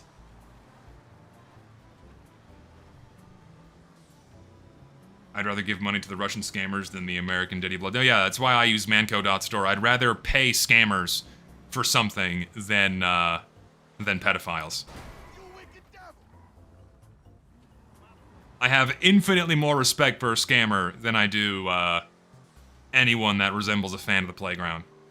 I have no respect for that. Please die, preferably.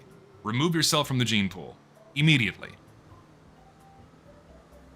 I could do Left 4 Dead. Just gotta find people to play with.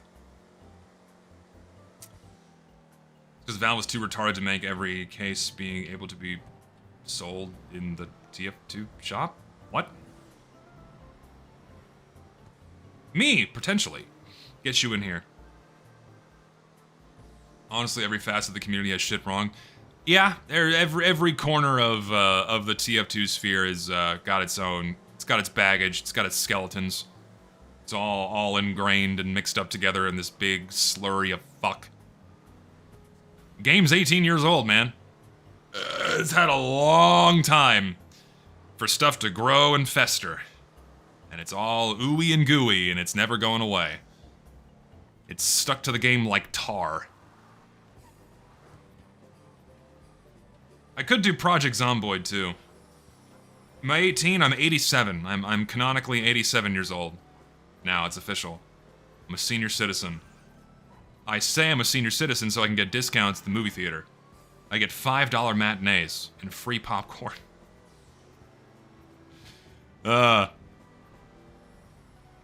Long life and the mental asylum is full. Oh, Lord. Can I just vent about something for a minute? I'm so tired of it whenever I venture onto social media or something is sent my way, where you have 14-year-olds calling 17-year-olds unk. You're all kids. I don't, like... you're all fucking children. Like, I view someone that is 20 as mentally a child. You've barely had time to go out in the world and become your own person. Like, what has happened? What are we doing to the youth when they view someone as 17 as, oh, your uncle, your life is over? The fact we tell 17-year-olds that their lives are over, like, oh, you fucking turn 18, your life is done, it's over. Like, ugh.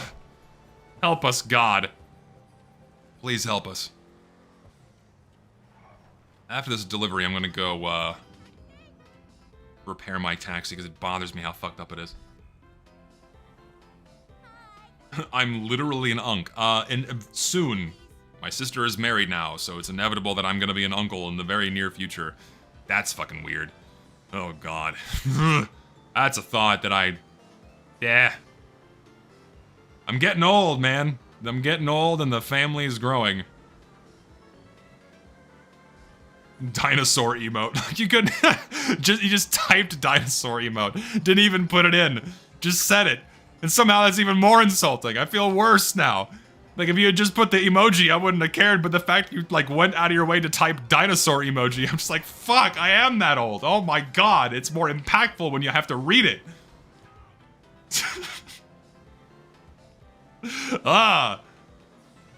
Like typing crying emoji or something. It's even worse. It's more, it hits you harder than seeing the emoji itself. Jurassic streamer. That's Cretaceous if we're being real here, because the Tyrannosaurus Rex wasn't around until the Cretaceous era. So Cretaceous streamer. Very common misconception, the T-Rex. Species. Genus. Family. That family was a more modern product of evolution. Would I be allowed to play Left 4 Dead with you? I'll probably keep it with my closer friends. That's the idea. What are you gonna say when your nephew finds out about my YouTube? Hopefully I won't be doing YouTube videos by the time my nephew's old enough to, like, watch YouTube or look at any of these things or, like, understand what's going on. That's a long ways out, man. And Lord knows what I'm gonna be doing in, I don't know, 5, 10 years. Lord knows, man. The world is my oyster. There's a lot of different things I could be doing. Who knows? I might up and move to a different country. I might cut my leg off and become a pirate. The world has many opportunities. Let's go, please. Zesty changes the TF2 sphere and we need him most. He vanished. It does, it sucks that I'm like the only big voice that's really calling for meaningful change and action on this game. It gets frustrating, and it gets even more frustrating when you have other big figures that go out of their way to like obfuscate that and talk down on it and shit on it. It's like, you'd think we'd all be in the same boat here, that we want what's best for the game, but for whatever reason it's become like this tribalistic political bullshit, where if you call out the game's problems and demand for the game to be treated better and to improve the player experience for whatever fucking reason, that is now a controversial topic for this video game, and that never ceases to annoy me. It's like, why has it become this goddamn culture war? It should not be. It's so dumb.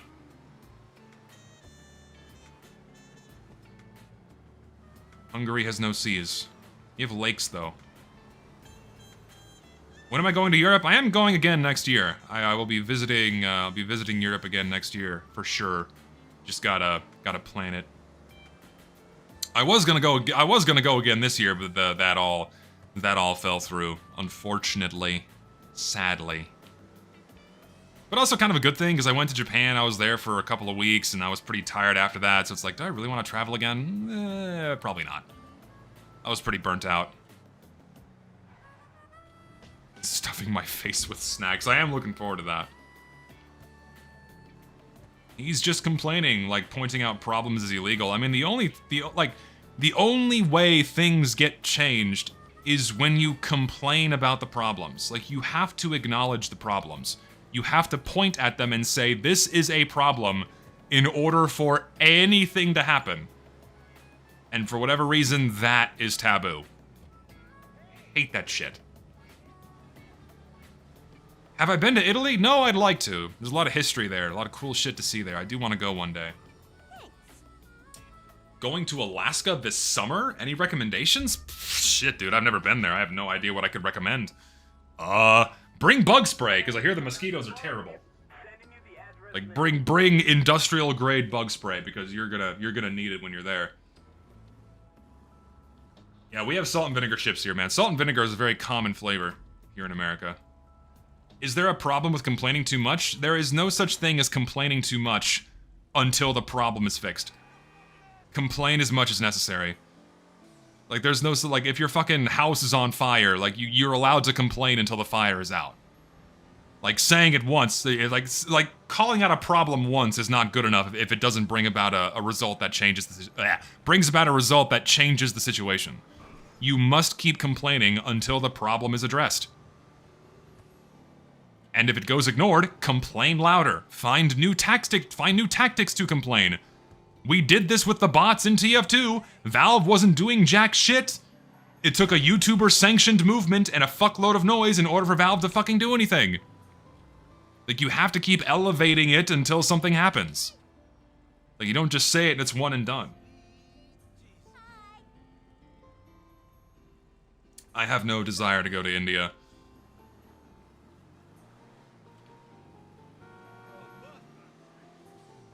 It's called whining now. The only people that label it as whining are the people that don't care about what you're talking about in the first place. They have no deeper appreciation or understanding for why you are complaining about something. They just don't care. And if you don't care about something, why comment on it? It doesn't impact you either way. The reason why they do it is because it gets them, you know, points on social media. It gets them likes, you know, shitting on someone for caring about something or demanding for better means you get more social points because it's socially valuable to do that. Now you're just complaining, 5,000 likes on Twitter. So stupid. Why are you complaining about the gas leak? Do I hate fire? Apparently I do. Obviously, I just want my house to die. Why am I complaining about this gas leak? I just want my house to fucking explode and go away, obviously. You should just be grateful your house is still here. Why are you complaining about the gas leak? Just be happy you have a roof over your head. How dare you complain?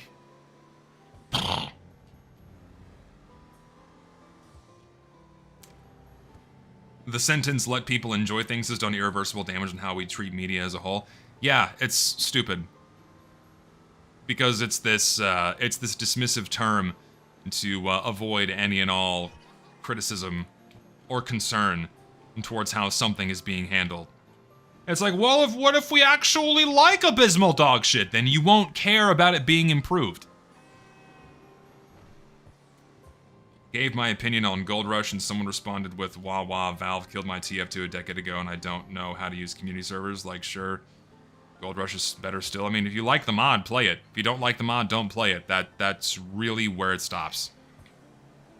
And that's something else about mods too. Like, so many people view a TF2 mod and then weigh it against the vanilla game.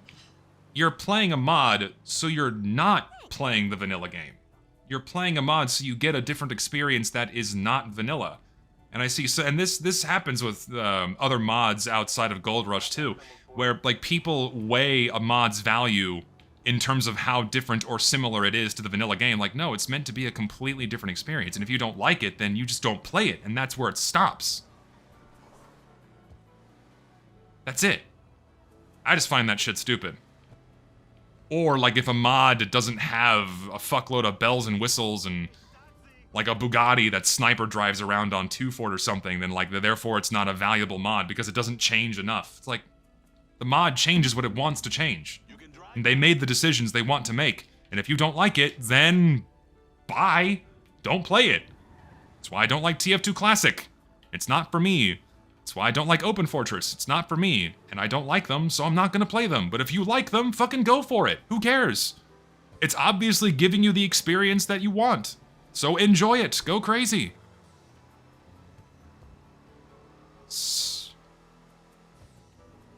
Yeah, TF2 Classified now, not Classic. Because it was too similar to Team Fortress Classic. Not that, I mean, and TF2 Classic hasn't been a classic TF2 experience since 2014, 2015. It started as a classic experience because it was originally just a rip of a 2007 build of the game, I think, off like the disc itself. But then very quickly they started adding custom weapons and new game modes, the civilian, all that stuff, and it wasn't too long before it became a different experience that is not a classic TF2 experience. And that's fine, whatever. You enjoy it for what it is, and if you don't, okay. Can't wait for Open Fortress. I really want to play any kind of arena shooter with populated servers. It's going to be interesting to see how populated these other mods are going to be once they release on Steam. Very curious to see how much of a player base they retain. Time will tell. Thank you. I've not played TF1, no. I got a customer for you. No, I lied. I have. I think I played with Richter like 2 or 3 years ago. I think I did. I believe I did. I'm trying to remember. I think I did. Not for long, though. I think it was like 20 minutes. Pre-Fortress 2 is literally freaking dead. No, yeah, that mod is dead. Is that one coming to Steam, too? I don't know if that one's coming to Steam. Refresh my memory. I'll be curious to see how well that one does.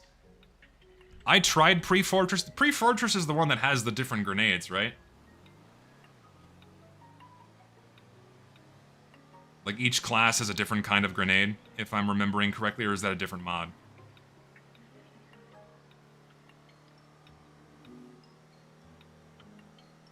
Because I played the one that has the different grenades. Is that one? Okay, yeah. So I have played that one. And that one's okay. I like it more than TF2 Classic, but it's just not... I like the vanilla game more. You know, I prefer just hopping into a community server and just playing the vanilla game more. I don't like the game with grenades. I don't like the game where Soldier has a boat anchor.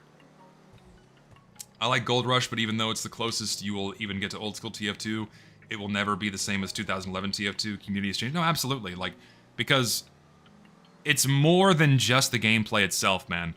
It is also the community, the feel of the game, the feel of the players, the camaraderie, the sense of closeness we used to have, because everything just used to be community servers, right? Because before 2011, the game didn't have Valve servers. So, and all that's changed immensely so as the years have gone by.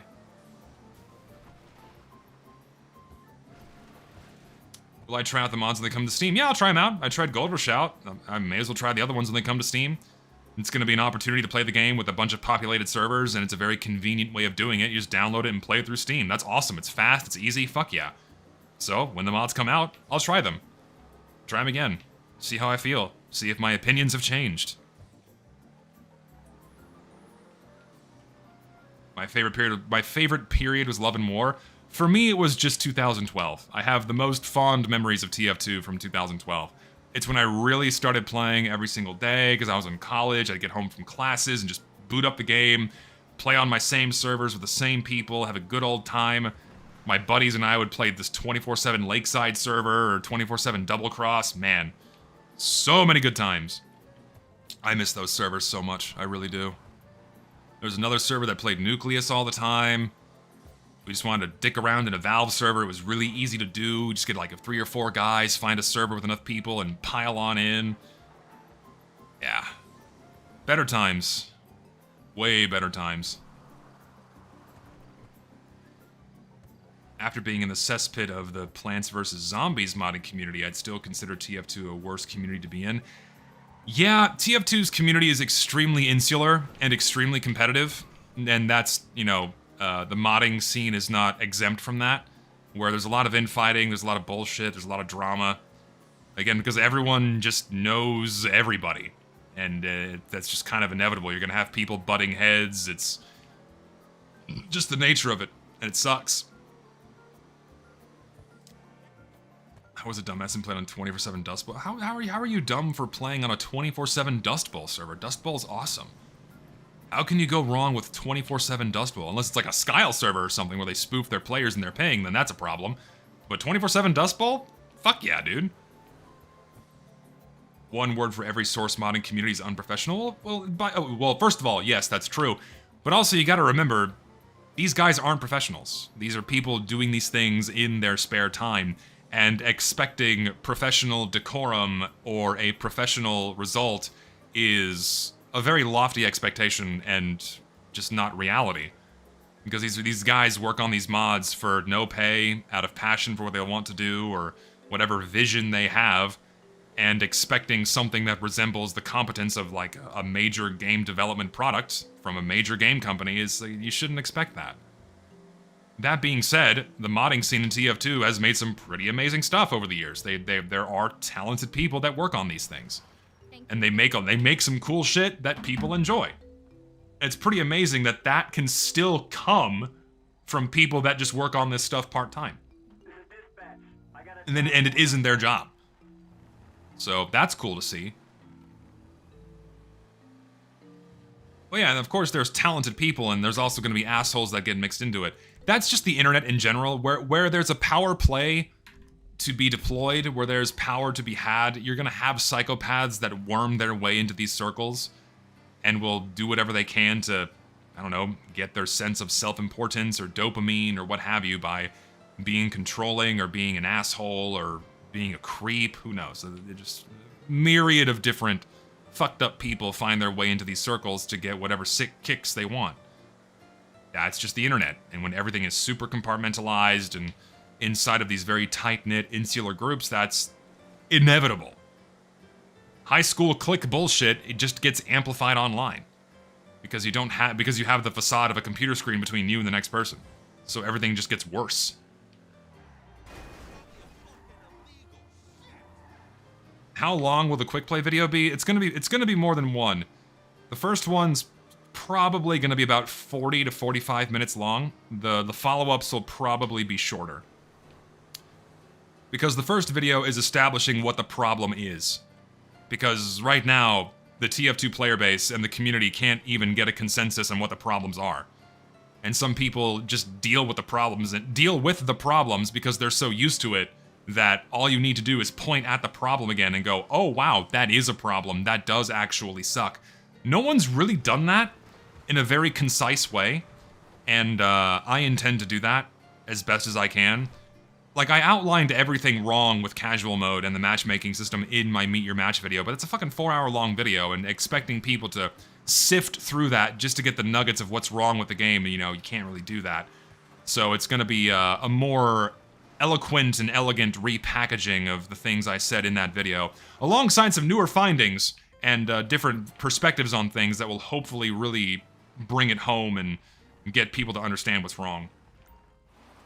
So, I remember a guy leaving a server because he doesn't get the girl in it.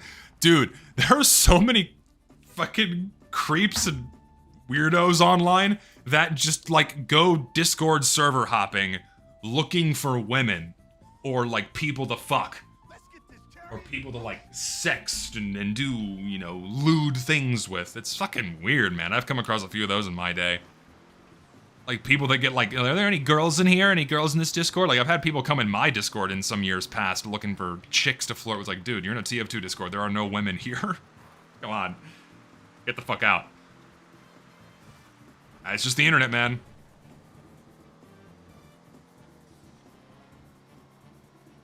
Imagine if they reboot Catch a Predator, but on Discord live on TV. There's the whole. There's a lot of YouTube channels that have tried to do that in the past, right? They do their own version of Catch a Predator, but the problem is that doesn't it? I think it negatively impacts how well that will hold up in court, because they're not like law enforcement officers, and that creates hiccups with actually getting prosecutions out on the people they catch. And it's good these people are getting exposed, but it's unfortunate that I think it negatively impacts how easily they can be convicted in a court of law for doing those things. If you want to get girls, just play Valorant. Ha! You want to play girls? You play Valorant? Yeah, you know, girls play Valorant. Yes, those are the girls. Wrong camera. Those are the girls you come across in Valorant. Yeah, women in Valorant.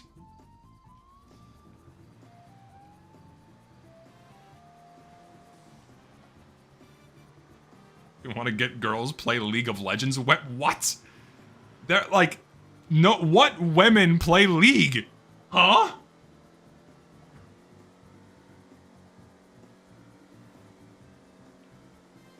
Since when?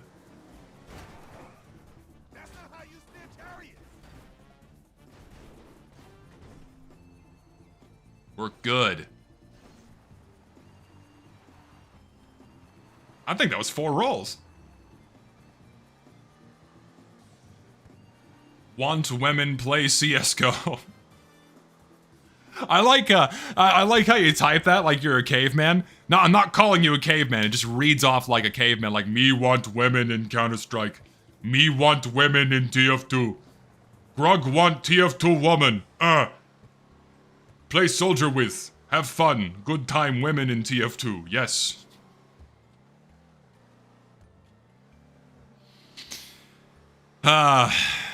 Listen. Men are simple creatures. Being able to share the things they enjoy with a woman. It's a simple pleasure. It's what many men want. Women. I swear to God, guy, I'm not making fun of you. It's just how you typed it, okay? It's just how you typed it. Call just came in. Stuff on your GPS now? Free women. Hashtag free women. Oh, lordy. I really need to repair my taxi. This thing is not doing so hot. So I'm gonna go do that, and then we will continue the taxiing down in the inner city. That's $137,000. Sign me up. Hashtag Hashtag Pog, hashtag free women. Oh my God, I will never not find that funny. Oh God.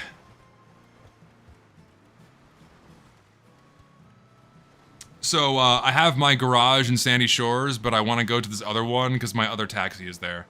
And also, I just want to keep driving, so I'm going to do that too. And also, I want to put myself in the inner city because I'm tired of doing fairs around here. So if I go further south, then all of the fairs are going to be in the city instead. Yep, Echo is here. It's 4:27. It is not time for your dinner yet. You fat fuck. Fucking... I still love how the pregnant man has become the calling card of my streams. It's become a symbol of my online presence. The fucking pregnant man. Fucking Gregnant. It's never... And that shit's never not gonna be funny to me too. Fucking Gregnant. Just an obese man had too many ribs. Never gets old. Gotta get some fucking Gregnants in the chat, please. I'm gonna do the stereotypical streamer thing. Just give me some fucking Gregnants in there. Get some of those good Gregnants in there. Love that, pregnant man emoji. So dumb. Birthing person.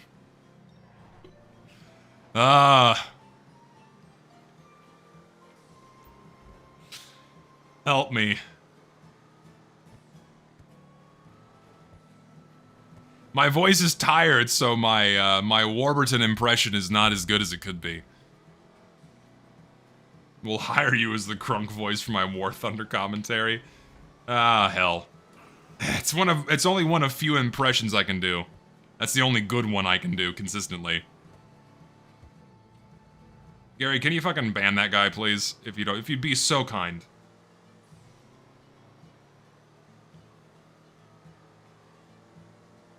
Remove him. Immediately. What's my experience of Vote Scramble on community servers? Vote Scramble is good when you have a cooldown. If you put a 20-minute cooldown on Vote Scramble, then it's usually pretty okay. Or just some kind of cooldown so it can't be spammed. Because if you don't have a cooldown, inevitably... I went to the wrong workshop, I'm a fucking retard. Inevitably, people are gonna spam it and raise hell. So you gotta put a cooldown, and then it works fine, usually.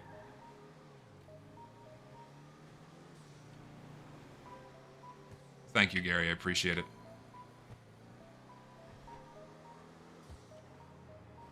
Took one damage, scramble the teams. So true. Transphobe. I am whatever the internet calls me. I'm racist, I'm transphobic, I'm a bigot, I'm homophobic, I'm fucking whatever, man. Give me all the labels. They've run out. Seriously, lay it all on me. Lay it all on me. It's so fucking dumb at this point. Because like you get called a certain thing a number of times, it's like gives a shit anymore. Give me my garage.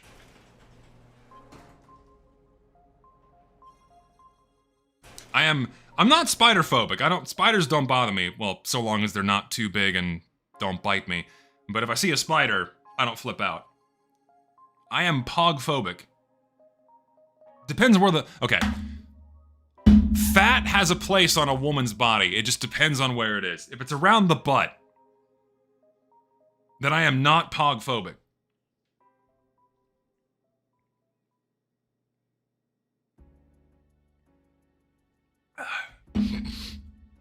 Okay, let's get back in. Back to work. I'm fat phobic. Look at what I call Echo my fat little fuck. She's my little shit, my fat fuck. Let's continue the taxiing. All right, button. I got a pickup not too far from you. There you go. The address now. I swear to God, if this shit put this guy on the other side of the map, okay, I was gonna be very upset. Like, I came over here so I don't have to taxi on the other side of the map. The rules are different for black pogs? Why? A fat ass is a fat ass. What does it matter if the skin color is different? Why did I turn around? I am getting confused. I'm just going this way. What does it matter? A booty is a booty.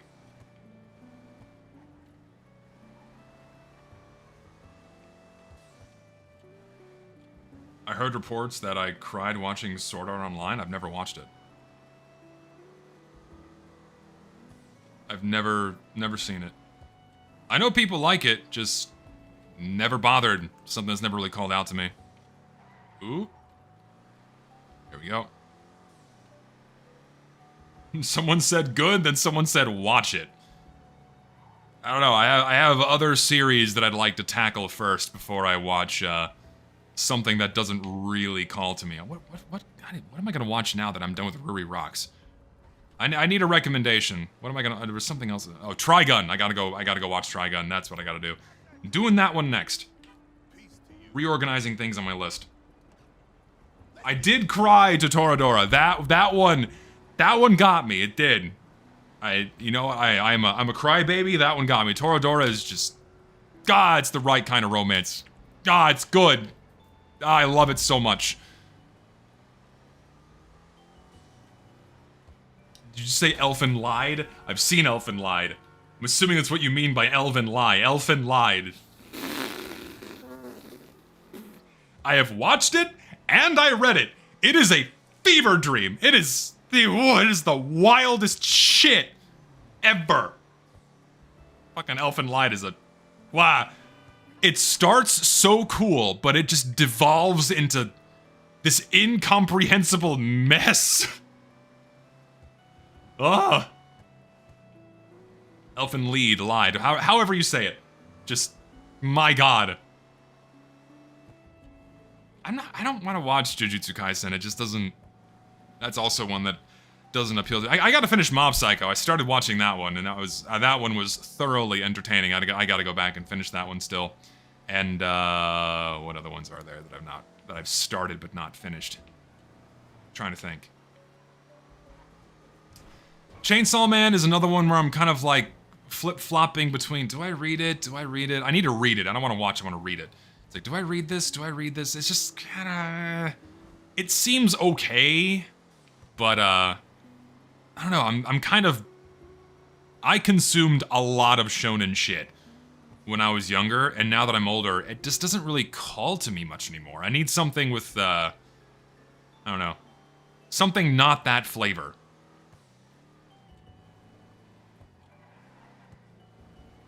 Jujutsu Kaisen is good, in quotations. So, in that it's not good, or it is good? Watching One Punch Man is like TF2, it starts amazing, then crashes and burns. Oh my god, dude, I've seen some awful clips out of Season 3. What happened? Well, we know what happened, right? As the Murata redraw gradually got worse and worse as the years went by, deviating away from the original webcomic, drops in quality, I feel like that was the inevitable end for the anime too. And it's such a shame, because Season 1 is fucking immaculate. And the first third of the Murata redraw is so good. And then it just... They just like keep dropping the ball over and over again. It's like, why? Who's watching this? Who's reading it? I don't know who's watching One Punch Man anymore. My terrible Christopher Walken impression. Season 3 is terrible. I just... Such a shame. Like, I've re-watched Season 1 multiple times because of how good it is.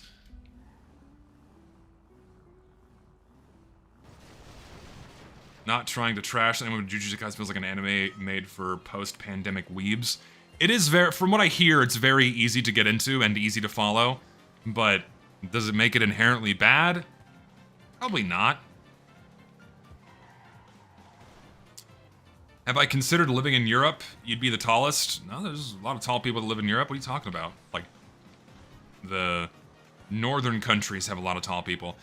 I mean, I've toyed with the idea of living in Europe, you know, maybe living, you know, in Hungary near Gary, you know, it would be a fun idea. It's a lot to pick everything up and move to another country, you know, leaving your life behind, my family, because I love my family and my friends are here, and I'm established and I have roots here. I would need a pretty significant reason to go live in another country, and I don't really have one, not one that justifies leaving my family and my friends behind, because I have my connections and my people here. It's like I don't want to leave that for a small reason, you know? I'll visit. That's fine, but living in another country on top of needing to learn the language and acclimating to the different culture and all that stuff, you know, that takes work and time. And while it's, you know, enriching and valuable and makes you a more well-rounded person, especially if you can speak more than one language, it's, that's a lot. I don't know. Yeah, and then if I don't want to keep paying taxes to both America and the country I live in, I would have to renounce my citizenship so I can actually make a living. It's just, because if I get dual citizenship, I still have to pay taxes. Don't want to do that. I'll have no money. Ever. So, gotta weigh that decision too. Renounce my citizenship? I kind of like being an American. Yeah, so like I had some colleagues that were dual citizens in America and another country, I won't say where. And yeah, you still have to pay taxes. Still gotta pay taxes to America if you're a citizen, even if you're earning your money in another country. Yes. The IRS wants their cut. So yeah, there's a lot of decisions that go into deciding whether or not you're gonna go live in another country. And then on top of that, it's like, okay, if I go live in a European country, I get a big tax hike because American taxes are lower relative to many European countries. You know, you pay much lower than the Europeans do. Like, Europeans pay like, what, 30-something%? Like, Hungary has the highest taxes out of Europe, if I'm remembering correctly. So it's like, I'd have to be willing to deal with that, too. I'd have to have something pretty significant lined up that would make that worth it. 27%. That's high, man.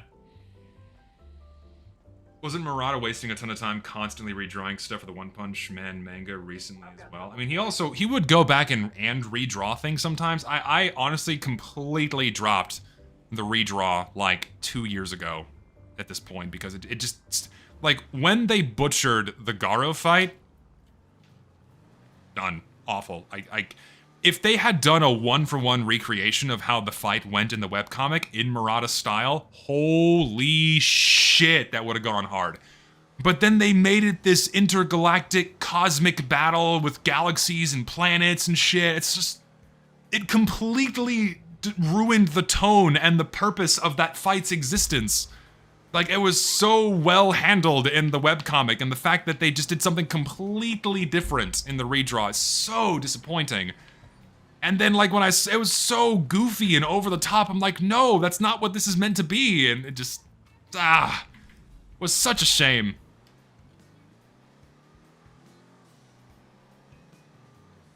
Makes me sad. Yeah, and they made a joke out of him. Like, they completely changed his character's purpose, right? Ugh! Makes me mad. So I dropped it. I gave up. Just, I'm done. I'm out. I can't keep up with it anymore. Very few series have pushed me away like that, and One Punch Man is one of them. What do I use to edit? I use many Adobe programs to edit my videos.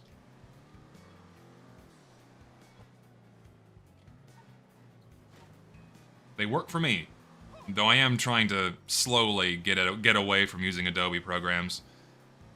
It's just the hurdle of having to teach yourself how to use different software, and that takes a lot of time. And it's like, do I really want to take the time to teach myself new software, which then takes time away from making videos? It's like, I don't know.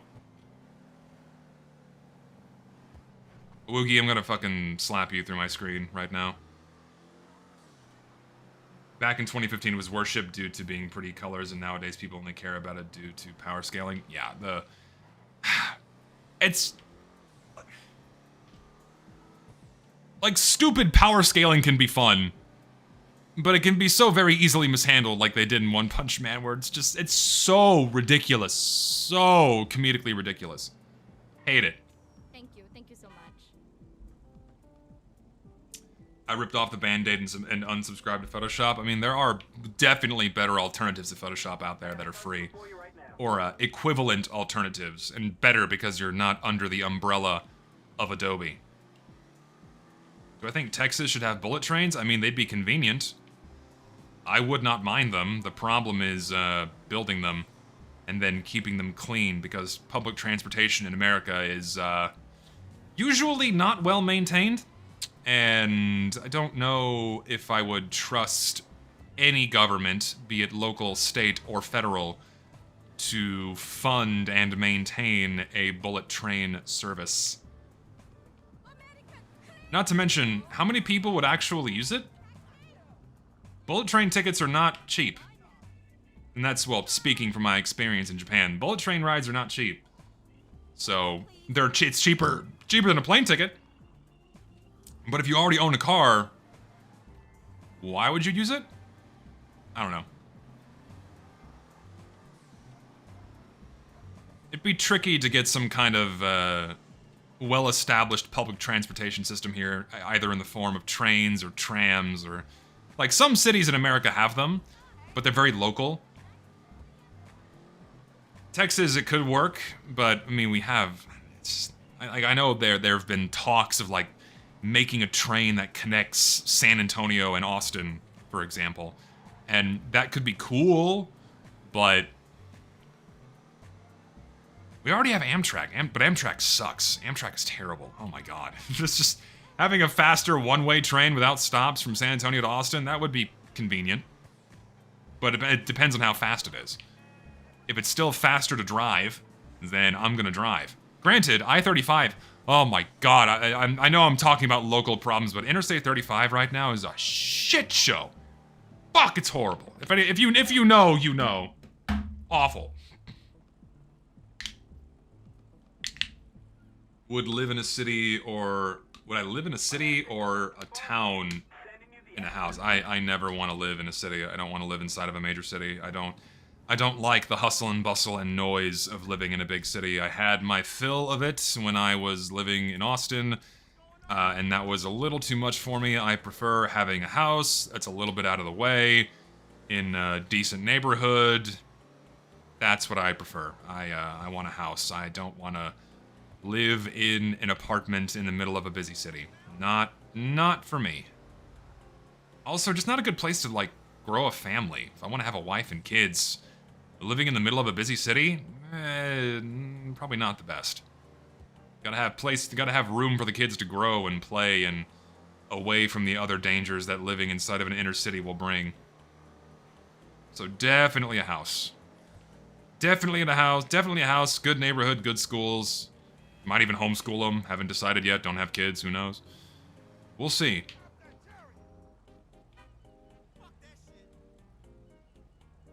I couldn't a wife and kids, honestly. I mean, marriage is not for everybody. Let's get this chariot in motion. That's just true. Like, some people just, you know, don't want to have kids or don't want to have a family. And if you decide that's what's best for you, then all the power to you. But it is just part of the human condition to want a partner to spend your life with.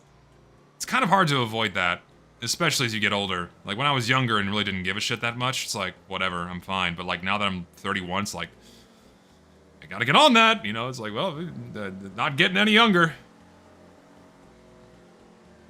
No, yeah, and having kids completely changes you mentally. Your perspective on the world changes drastically.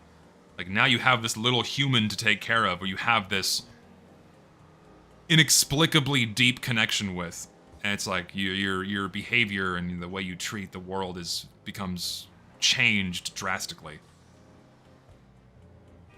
Do I want to be married? Well, yeah, of course I do. It's like, I want to get married. I want a wife. I want a wife and kids. These are things I value and would like to have at some point. Like, maybe someday. Magic Conch, will I ever get married? Maybe someday. Yeah, be great. I want at least 2 kids.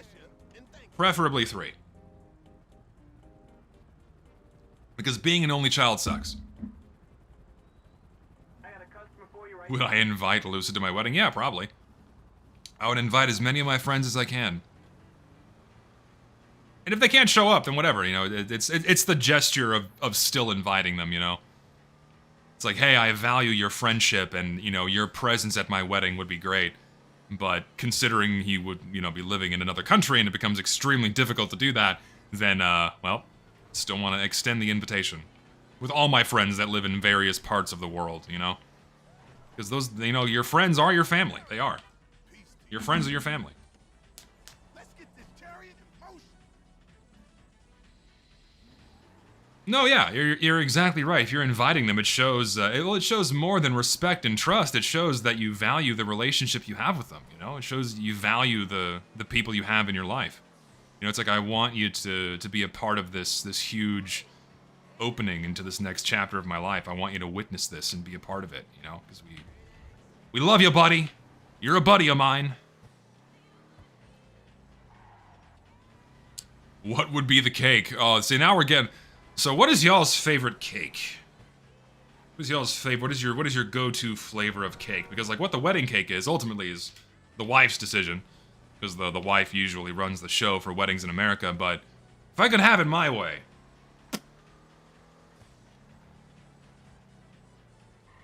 God bless you and thank you. Probably orange. I like orange cakes. Or like a coconut cream, something like that. I'm not a big fan of chocolate cake, nor vanilla. Chocolate and vanilla is very boring to me. Key lime pie. Lemon cake is good.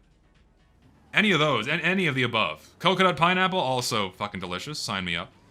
Yeah. Carrot cake, yes sir. Fucking love carrot. God, I could fucking... Oh, I love carrot cake. Spice cake, please.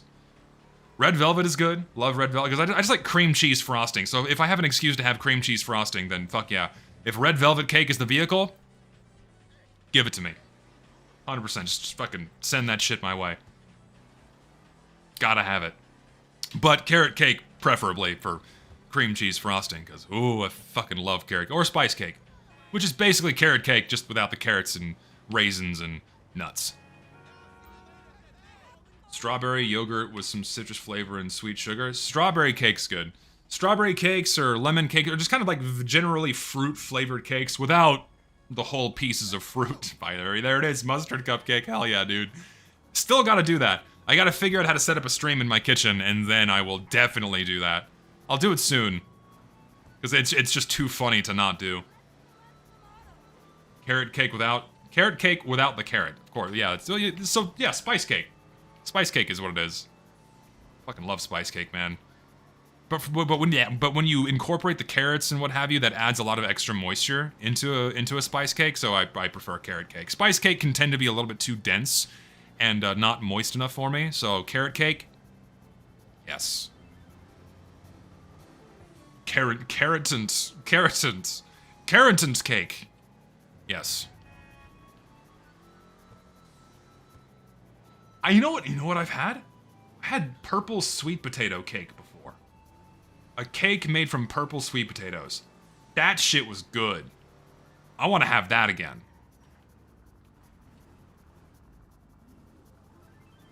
What do you mean, ew? Thank you. Sweet potatoes are awesome. Have you ever had sweet potato pie before? Hear what she said? Come on. Some of y'all have had sweet potato pie, man. It's up on your GPS now. Pie made out of yams. It's so good, man.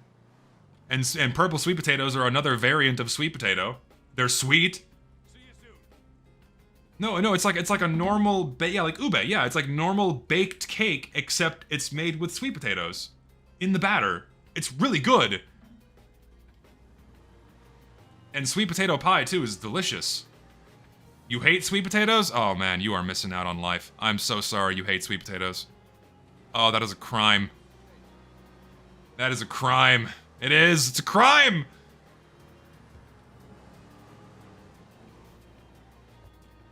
IDK about this sweet potato. I fucking love sweet potatoes. Sweet potato fries, sweet potato pie. We do a mashed sweet potato casserole with like a brown sugar and pecan topping for Thanksgiving. Oh, shit's good. Fuck, I want to eat that right now. I'm hungry. My workout routine, pretty simple. It's I run 3 times a week and I go to the gym 3 times a week. That's about it.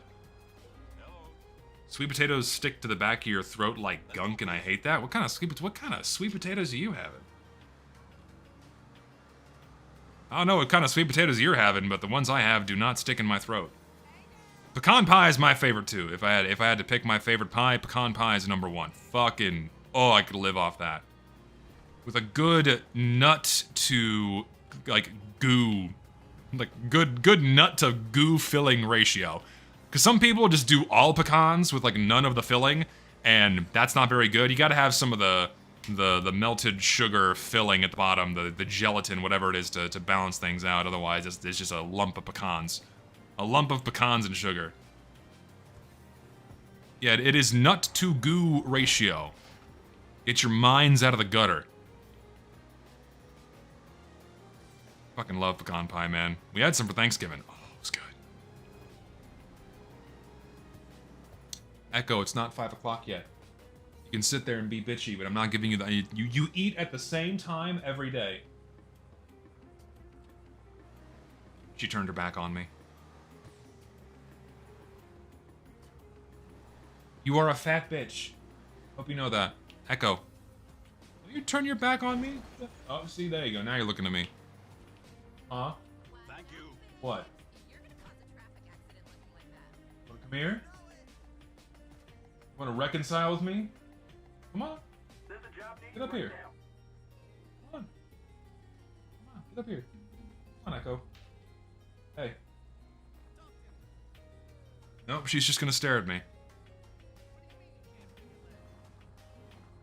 Never understood pie or cake, they both seem nasty. Whoa, are you human? What? How can you not like cakes or pies? Or both? Man, I'm sorry. You're also missing out. You know what? It is absolutely time to become a cooking channel, 100%. I'm gonna do it. No, I'm not. I can't do that. I don't know, I'm not like enough of a personality to host my own show. Be difficult to do. I find streaming in of itself a challenge already because I have to speak continuously for 3 hours? 2 hours and 23 minutes today? That's a challenge.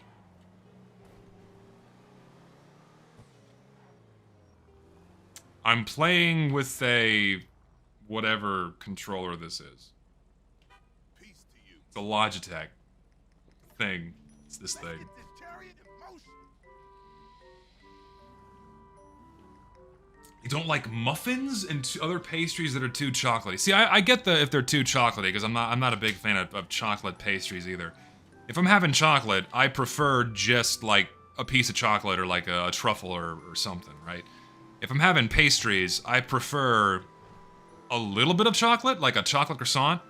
Those are good, because you get more croissant to chocolate, and that's tasty. Or just pastries and cakes and cookies and pies that don't have chocolate in them. I'm just not big on chocolate pastries or baked goods in general. Is it weird that I'm 17 and I never ate a single pie? They're not a common thing where I live. Well, if they're not a common thing where you live, then it's not weird. You gotta be around where they're made or where they're common, otherwise then it makes sense that you haven't had any. You're missing out. Ideally, one day you will, because they are fucking delicious. Blueberry muffins? I don't like blueberries. Blueberries are just, it doesn't matter. It doesn't matter how you prepare a blueberry for me. I do not like blueberries. It's one of the few foods I will actually refuse if it's handed to me. I don't eat them. I don't like the way they taste.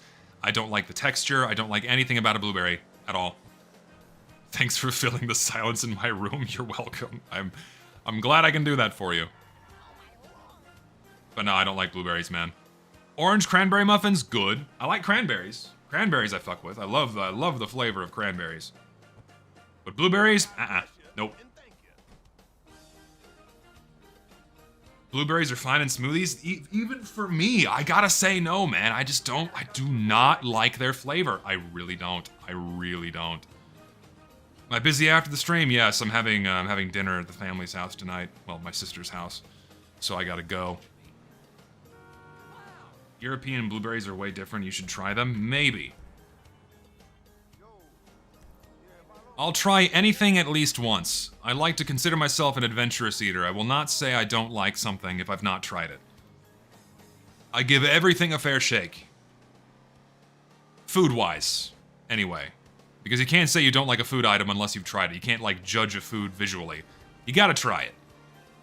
Now, if it's a video game that I've not played, I can absolutely pass judgment. Metroid Prime 4? Fuck, that makes me so goddamn mad. Wah! The fuck did they do to that game, man? Hello. And off we go. What do you mean I'm being crazy? Korean barbecue ends soon. We gotta go again. We gotta go again. I like Indian food.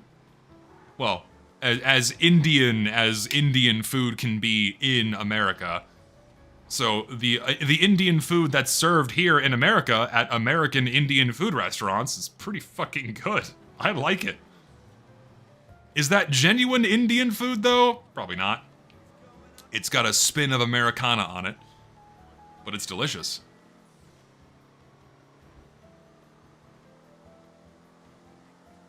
Metroid Prime 4 is indeed a game to play on an emulator, man. Oh, it makes me so mad. So, for those completely unaware of why this is pissing me off, so the story begins after the release of Metroid Prime 3 in 2007. At the end of that game, you get a teaser that, oh, there's gonna be a fourth installment, okay? Fast forward to 2017, or is it 2016? Fast forward 10 years, and they finally announce that Metroid Prime 4 is in development, okay? Everyone's excited. People are fucking hyped. We're so ready for this. We've been waiting for it for a decade. We are ready for the fourth installment. We want more of this amazing franchise, okay? 2 years later, announcement comes forth saying, hey, we are restarting development on Metroid Prime 4.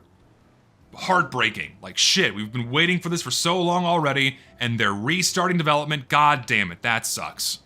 Then, finally, this year, teasers start coming out, gameplay starts coming out, people are getting excited, it's looking like the game's gonna be great, and then the NDAs release. The whatever they're called, the releases are gone on the early copies they sent out to the press.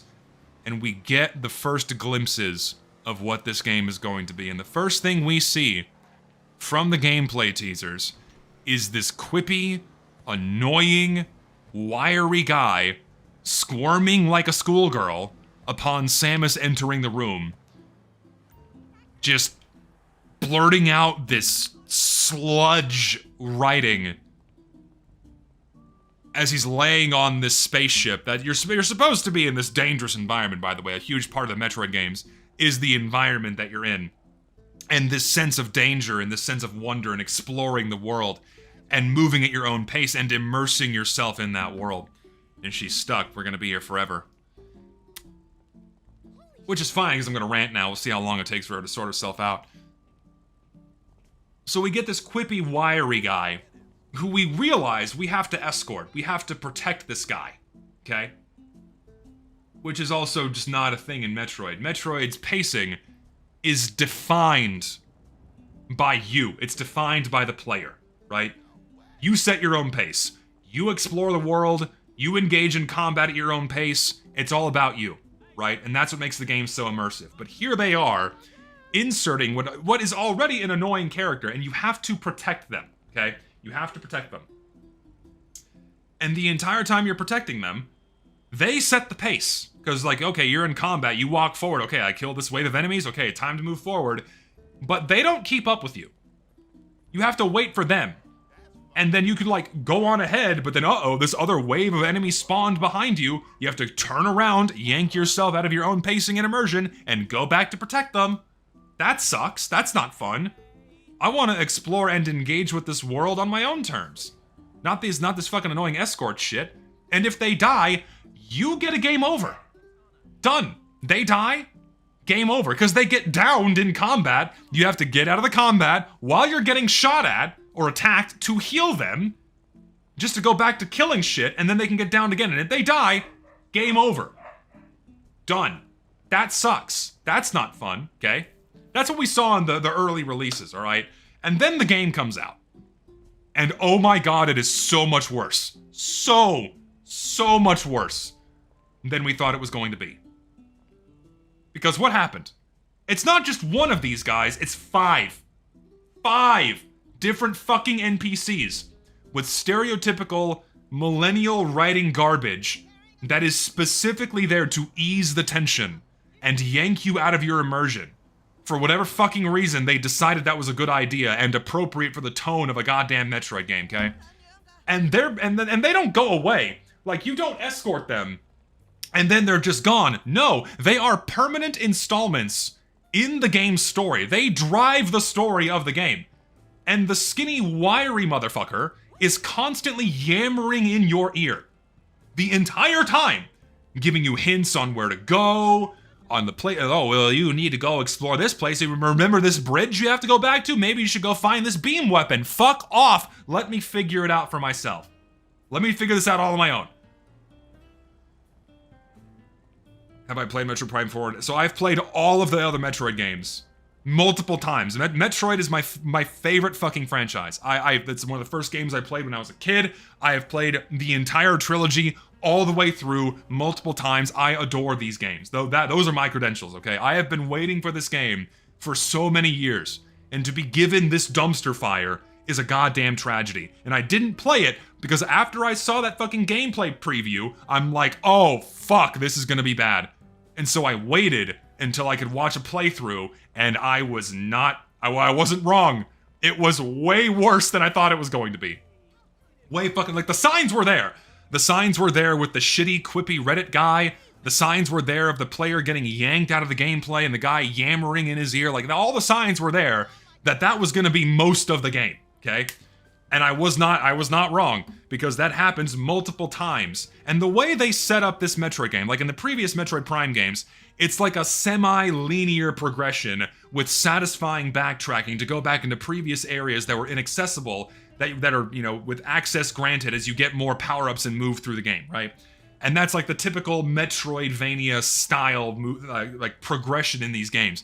But in Metroid Prime 4, it's basically Breath of the Wild, where you have this massive open hub overworld that is this big empty fucking desert with literally nothing there.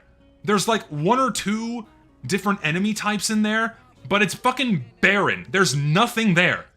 And the only way to get to the next areas is to drive through it on your fucking motorcycle. And you're just doing nothing. There's not even any music. You have to buy the fucking, what is it called? The amiibo to get music when you're in the desert. So you're just listening to the noise of the fucking motorcycle in the sand as you're going through the fucking desert. What the fuck? So, and it's not like a short ride either. Like, transitioning from one area to the next takes like 10 minutes to get from one place to the next. It's not fun. It's not exciting. It's fucking boring. It's like, I'm wasting my time. The desert was put there to waste your time, okay? And what's worse is that when you get to each of these individual dungeons, which are spaced out and paced like a fucking Zelda game, you can tell that all of these individual areas were part of a full normal Metroid game. They look different, they feel different than the hub overworld area. You can absolutely tell that whatever they had made in the first 2 years of development had been broken apart and then scattered around this shitty desert. Like, why? Why? It's because I guess whatever corporate higher-ups like demanded, no, this game must be more like Breath of the Wild for whatever fucking reason. My god. So that completely ruins the pacing of your typical Metroid Prime game, let alone Metroid game, where backtracking is meant to be fun. It is meant to be engaging, to go back to these areas you were once in, but now you have all of this boring and useless downtime going through this desert that is yanking you out of that fun and that immersion, where it's like, okay, guess I'm on my motorcycle for the next 5 minutes. This is so fun. Like, you waste probably an hour, if not 2 hours of gameplay just bumbling around this desert. I know the chick is stuck, I'm ranting. Okay? And like, it's not even a choice, right? You have to be in this desert because, I'm fast forwarding to the end of the game. Towards the end of the game, the only way you can beat the game is by going on a collectathon run in this fucking desert, okay? In the desert, there are these green crystals that you must collect. You have to collect enough of them in order to beat the game. And the game tells you that these are important and that you should be collecting them, but you're not given like a specific amount, and like it's not stressed enough that these are required to beat the game. So if you're just traversing the desert to get to the next place, and you're not collecting these things, guess what? You're gonna be spending like the last like 30 minutes of your time just circling this fucking desert collecting these crystals. And that's just boring as shit just to get to the final boss. Like, what? What? It's like in previous Metroid games, like in Metroid Prime 1, when you're going back to get the Chozo artifacts, or in Metroid Prime 2, it's like that kind of backtracking is more engaging because you have new abilities and movement and tools that make the combat more fun and engaging, and traversing the new terrain more fun and engaging, and going back and exploring old secrets that you couldn't access or couldn't see before, or you missed, right? That's way more fun backtracking, but here, you're just fucking whooping around this goddamn desert. Like, how is that fun? Blah! Ah! Okay, so there's that element to it, and then this is a lesser kind of a nitpick for me. It's a lesser nitpick for me, but it's still a problem in my eyes. They had over a decade to like expand on what a Metroid Prime 4 can be. Not literally expand it like they did in the world with the shitty overworld desert hub, but like make it more immersive and at least kind of tap into what other Metroidvanias have really advanced upon and improved since the last Metroid Prime game came out. Like, they had so many opportunities to incorporate new and cool shit. Yeah, like the psychic beam is neat, controlling the beam with your brain, and it's like time slows down. That's a cool tool. But like beyond that, it's like, okay, cool. You have the same elemental beam weapons, and you have like the same typical Samus power-ups, which are fine, they're welcome, they're familiar, but they don't expand on any of this. They don't make it more interesting. They don't make anything new. So the combat is very samey and boring, and the traversing the terrain is very samey and boring, and the backtracking is made extremely boring because, again, you have to travel through the desert, and they made the sense of progression a lot more linear, where it's like, okay, you have this new beam weapon, or you have this new ability, now you can access this one platform you couldn't get to before and go through this one door so you can get to the next area, and you don't really need any of those things beyond that point. Like, they're not necessary, and it's so less satisfying. Like, yes, I got this new tool, this new weapon. Okay, I need it in like these 2 areas, and that's it, so why do I have it? Which is what the other Metroid Prime games don't do, by the way. When you get a new ability or a power-up or a new beam weapon, you are often encouraged to use them all the time in different areas, even if the game doesn't like heavily imply that you should be using these things here. But in Prime 4, they're duds! They're fucking duds! It sucks! Ugh. Okay. And then from there, the combat itself is very stale and boring, and it's like and very repetitive and samey, where it's like you don't really need like when you backtrack and like fight the enemies again, that should be more fun because you're powered up. You should have more movement abilities and better attacks, and it's so cool. But then when you go back and fight these things again, like you don't really have any of that. It's like, oh well, I'll just hammer on them with, you know, the usual shit just to get through, or ignore the enemies in general. It's not fun. It's like you get little pieces of a good Metroid game in there. I was watching someone play it again. I didn't play it myself. I watched someone play it because I didn't want to buy it myself. You can still see that like there's pieces of a cool Metroid game in there. You got the music, you got a lot of cool environments, you know, the world looks cool aside from the fucking desert. But like you get maybe 15%, 20% of a good Metroid game, and the other 80% is just filler or annoying quippy characters that just do not belong in a Metroid game at all. And it sucks too, because I saw people defending it on Twitter. It's like, well, Metroid's had voiced characters before. What's the problem with them now? Hey, numbnuts! Maybe because they were written well for the goddamn tone of the game? Look back to Metroid Prime 3.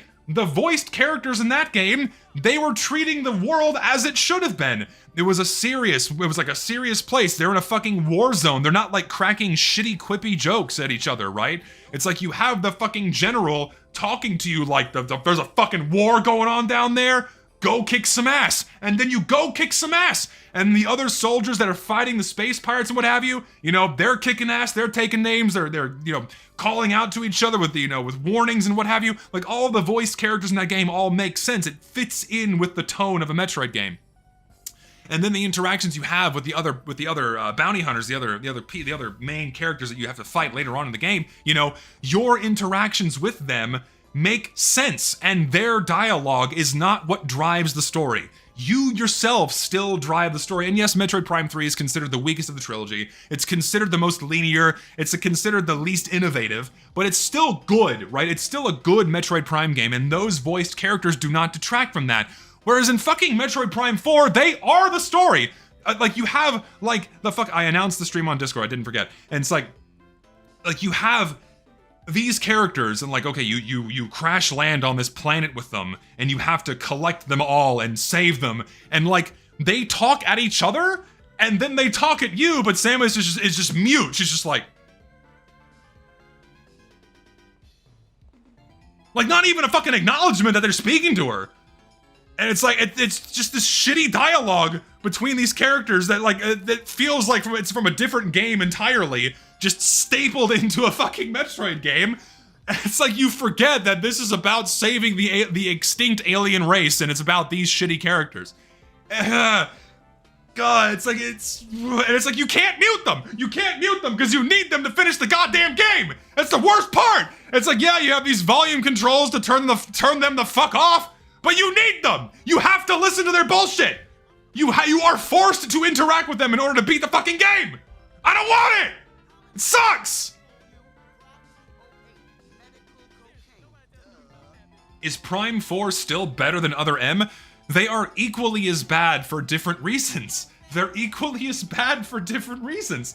It's like one is not better than the other. Like, it's like Other M has a few cool things going for it, but a lot wrong. And Prime 4 has a lot of cool things going for it, but a lot wrong. They're equally as shit. The baby, the fucking part, the baby, fucking. Like, at least you could get memes. Like, at least from fucking Other M, you could get memes. Like, you had Remember Me, you had the baby. You could at least, like, poke fun at how bad Other M was, right? Like, you could at least milk that from it. But with Metroid Prime 4, there's nothing funny.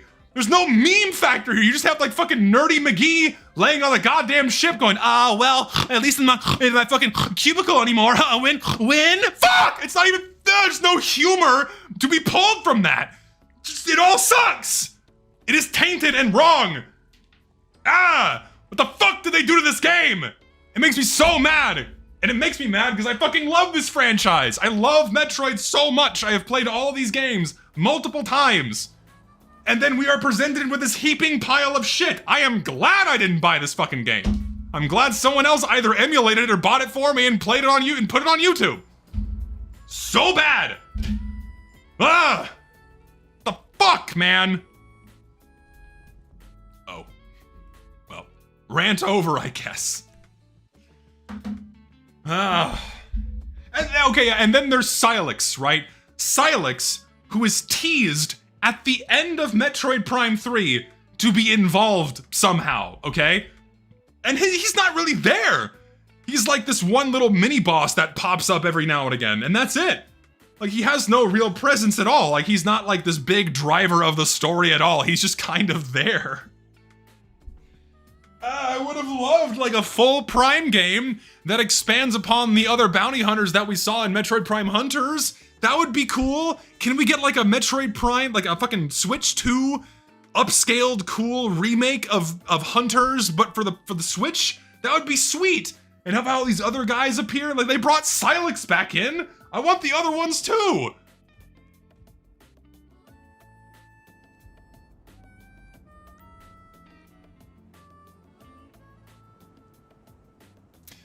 What does Metroid Prime 4 have to do with Metroid Prime? Really nothing. Like story-wise, not much.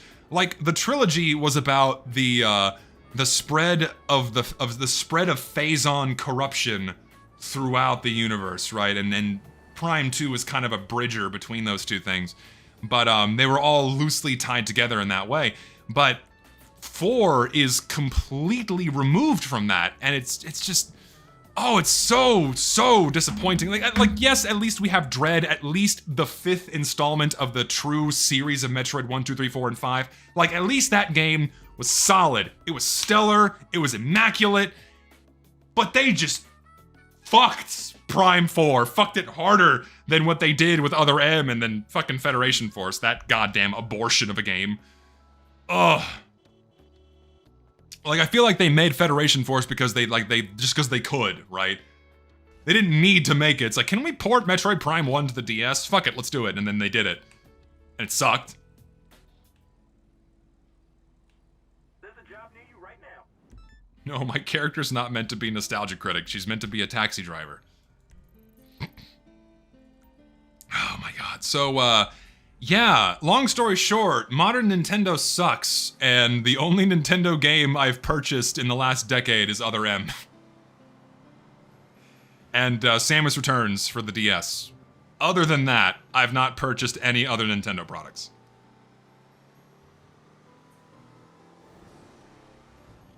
How do the Reddit characters from Metroid Prime 4 compare to Adam? At least when it comes to Adam and the other characters in that Metroid game, tonally, it's more appropriate than the shitty, quippy Reddit humor. At least the voice acting and the characters in Other M are more tonally appropriate for a Metroid game.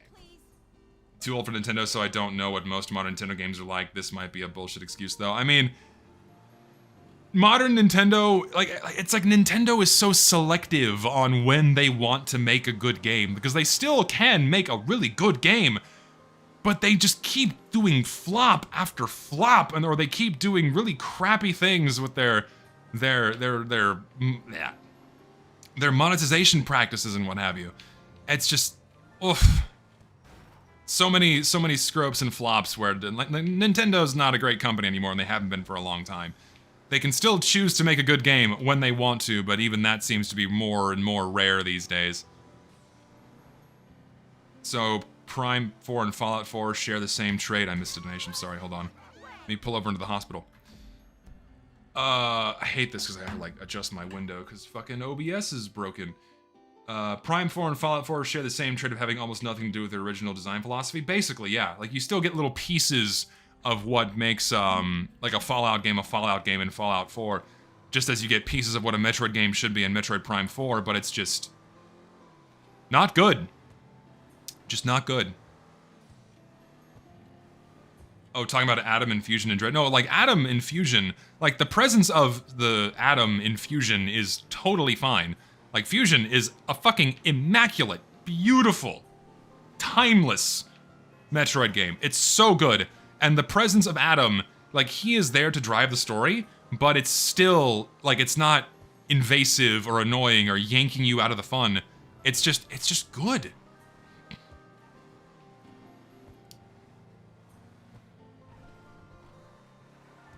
So, Texan guy needs more 100 Argentinian pesos. Well, I appreciate whatever the donations are. You're very kind. Doesn't matter to me. All very kind for even considering to throw money my way for just doing this. Nintendo's in a similar boat to Valve. It's nice when they get things right, but it's infuriating when they get things wrong or pull shit thinking we don't notice or care. No, yeah, and you have Nintendo fans and you have Valve fans that keep giving them a pass for their consistent screw-ups, and it's so exhausting. It's so tiresome to have the same vicious cycle happen over and over again. Big company that used to be respected and make a lot of cool shit has a major fuck up. Everyone calls them out on it. Their bootlickers come squirming out of the woodwork to scold you for daring to be critical of this company that used to make so many good things. Well, remember they made Half-Life? Well, remember they made Pokemon Yellow? Well, those were good. What, you ungrateful for everything they've done for you? Fuck off. What about Deltarune? I've only played the first installment. I've not played it all the way through. It's another one I have to get around to playing. They're fun. I enjoyed Undertale, and I liked Deltarune Chapter 1. I just gotta make the time to go play them again.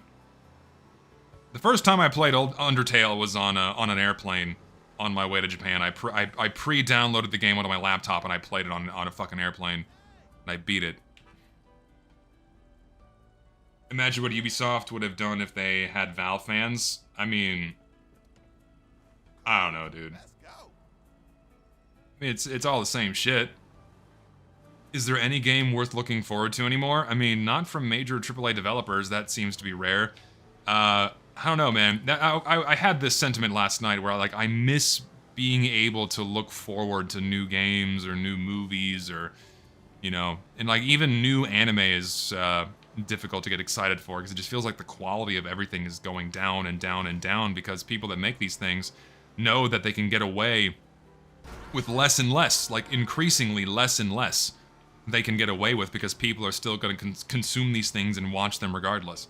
And like I said earlier in the stream, it feels like things are beginning to turn around because I think they pushed their limits a little bit too far with how little they can get away with. Like the quality has dropped a little bit too much, where now you really have to be like a subterranean basement dweller that lives off of sewage to still enjoy these things. But still needs more time. Problem with modern media is they are way too safe with media. I agree. I think I agree. I think they do consistently play it safe because they keep playing on a working formula. Like they know that it's not going to fail. That's why they have like a lot of nostalgia baiting, a lot of reviving of old series and franchises instead of like trying to break new ground and making something interesting and innovative. They just go back to known territory because they know, hey, this is a thing that made us money before. Let's just do that again. And that is a problem.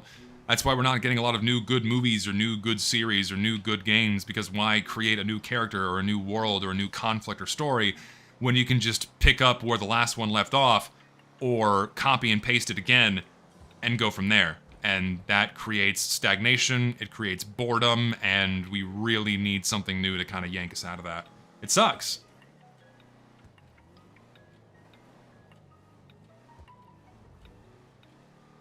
Not really exciting. You were supposed to watch and consume from start to finish and discard it. I mean, that's how games and media should be, in my opinion. Like, it's like a book. You pick up a good book, you read it, you put it down, you had a good time, and then you move on, right? And you can have that with series and trilogies. You can have it, I mean, in so long as they're well contained and self-contained and not milked beyond a point that it begins to ruin the quality of the product or the story, then that's totally fine. Like, for me, the Lord of the Rings trilogy, that's where it should have stopped. Lord of the Rings trilogy, fucking some of the best movies ever made. Amazing movies. Love them to death. Hobbit trilogy sucked by comparison. They're still entertaining, but not nearly as good. And then all the other garbage they started squirting out afterwards. It's like, they're just doing it for the fucking money. That's a really good example of taking things too far. And when things are self-contained in a really tight-knit series or trilogy or like a sequel, and that's fine, but when you have the same shit being done over and over and over, oh my god, let it end. Like the Marvel shit, man. Thoughts on Game of the Year? Isn't it that it's like Expedition something that won Game of the Year? I know absolutely nothing about it. I didn't watch the Game Awards. I was otherwise occupied. I was busy visiting a friend. I know nothing about it. I don't even know what the premise of the game is. What kind of game is it? I got no. Probably asking my stream chat isn't the best way to inform myself on what this game is, but I know nothing about it. French? Oh god, not the fucking French. You know how I feel about the French. Not the biggest fan. Kidding, of course. Hipster Paper Mario? What? Is that an accurate description? Hipster Paper Mario? Turn-based RPG, that kind of thing? Well, that's why I don't care about it. I'm not big on that kind of thing. France? Not the French. Yeah, not. It's not my particular flavor, that kind of game. Yeah, I'm sure the game is good. But also, why do we care about awards in award shows? We know all of them are rigged. We know they're all paid for. Like, whoever donates the most amount of money or whatever agenda or story they want to push, that's what's going to win. So, if you should not be placing your value, or no, I should say, no value should be placed in award shows. They're all for. It's all smoke and mirrors. It's all show and tell and confetti and rah there. Just man. Dude, I miss E3. I fucking miss E3. E3 was something you used to get excited about. What are they announcing this year? What's gonna happen? E3 is dead. That's so sad. It used to be such a it was like a holiday. It was like a big event that everyone would get excited for. In high school, we'd be talking about it. It was, oh my god, those are good times. Like, we don't even have that anymore. We don't even have that anymore. E3 cringe fest and drinking games, or just, you know, waiting for the next silly thing to happen. Oh man. I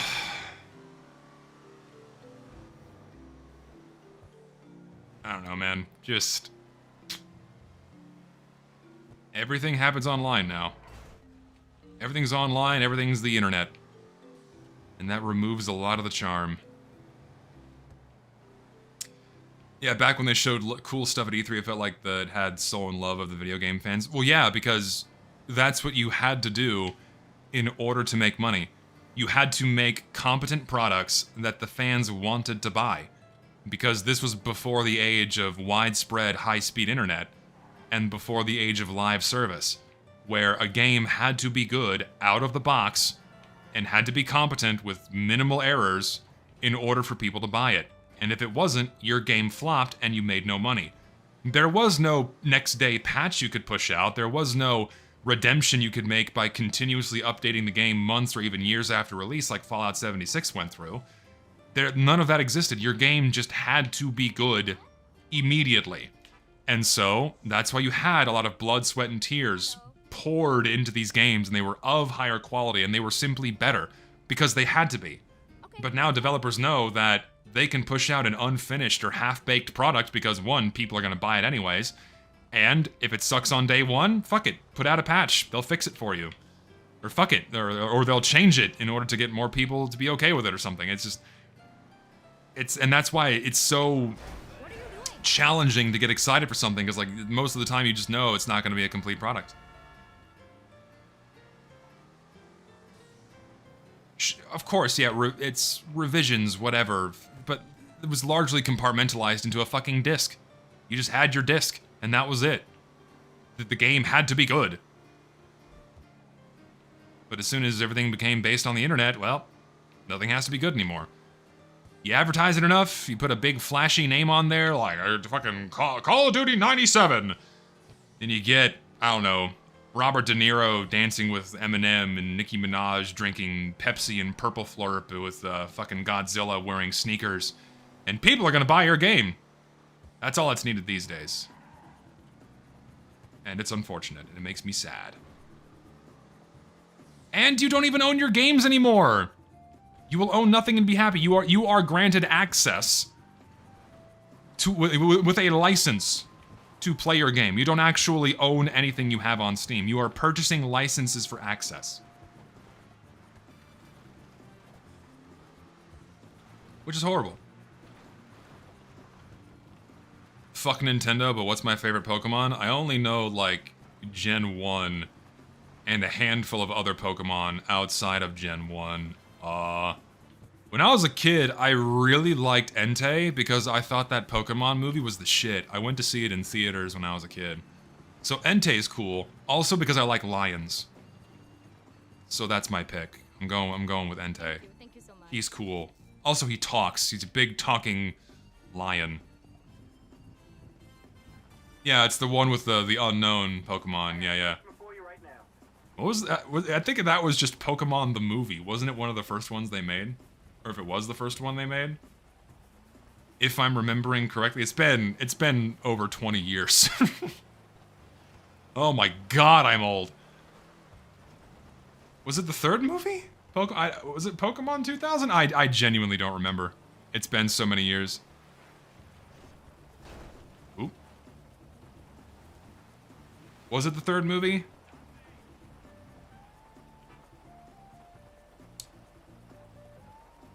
I don't know what is Pokemon, but really, what is your favorite Pikachu? What is your favorite Pikachu?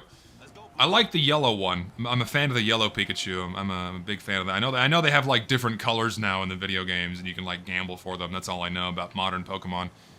But I like the yellow one.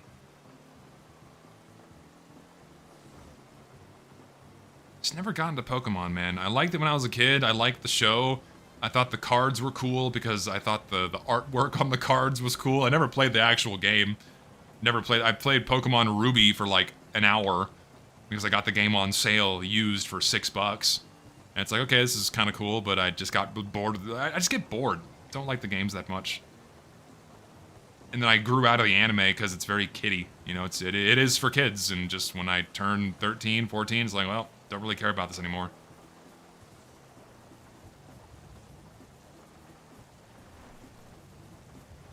I like my mustard Pikachu, my god. This is gonna be my last delivery, and then I'm gonna end the stream there, because I've been going for quite some time now, and also I gotta go have dinner at my sister's house. And that'll be a wrap. And then I'm gonna stream on Saturday. Saturday, I think I'm gonna load up all of the Christmas maps on my TF2 server, and we're gonna play some Christmas maps. We're gonna play Christmas maps on Saturday, and revel in their filth, revel in their foulness, and have a ball-slapping good time, I think, is the plan for Saturday. So look forward to that. Because I really don't want to play casual mode if I want to get my Christmas map fix.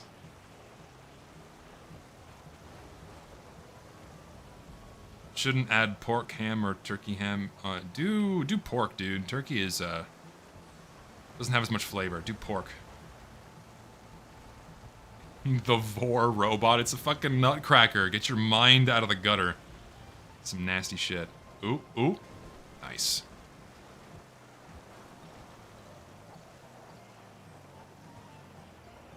And that's a wrap. I'm tired now. That was a good catch-up, chill stream before I get back to the grind on editing this video. I might have the editing done, like, shit, Saturday, Sunday maybe, but I gotta put the finishing touches and whatnot, and get the thumbnail and a couple of or in like a Source Filmmaker render for it. So yeah, expect that definitely before Christmas. That's the plan. Hopefully you guys are gonna like it. We'll see. And I'll see you guys on Saturday. Thank you all for your lovely donations. You're very kind people. Thank you for hanging out. And yeah, if you're not in my Discord already, link in the description below. You get notifications for when I go live and when I upload. That's it. I'll see you guys on Saturday.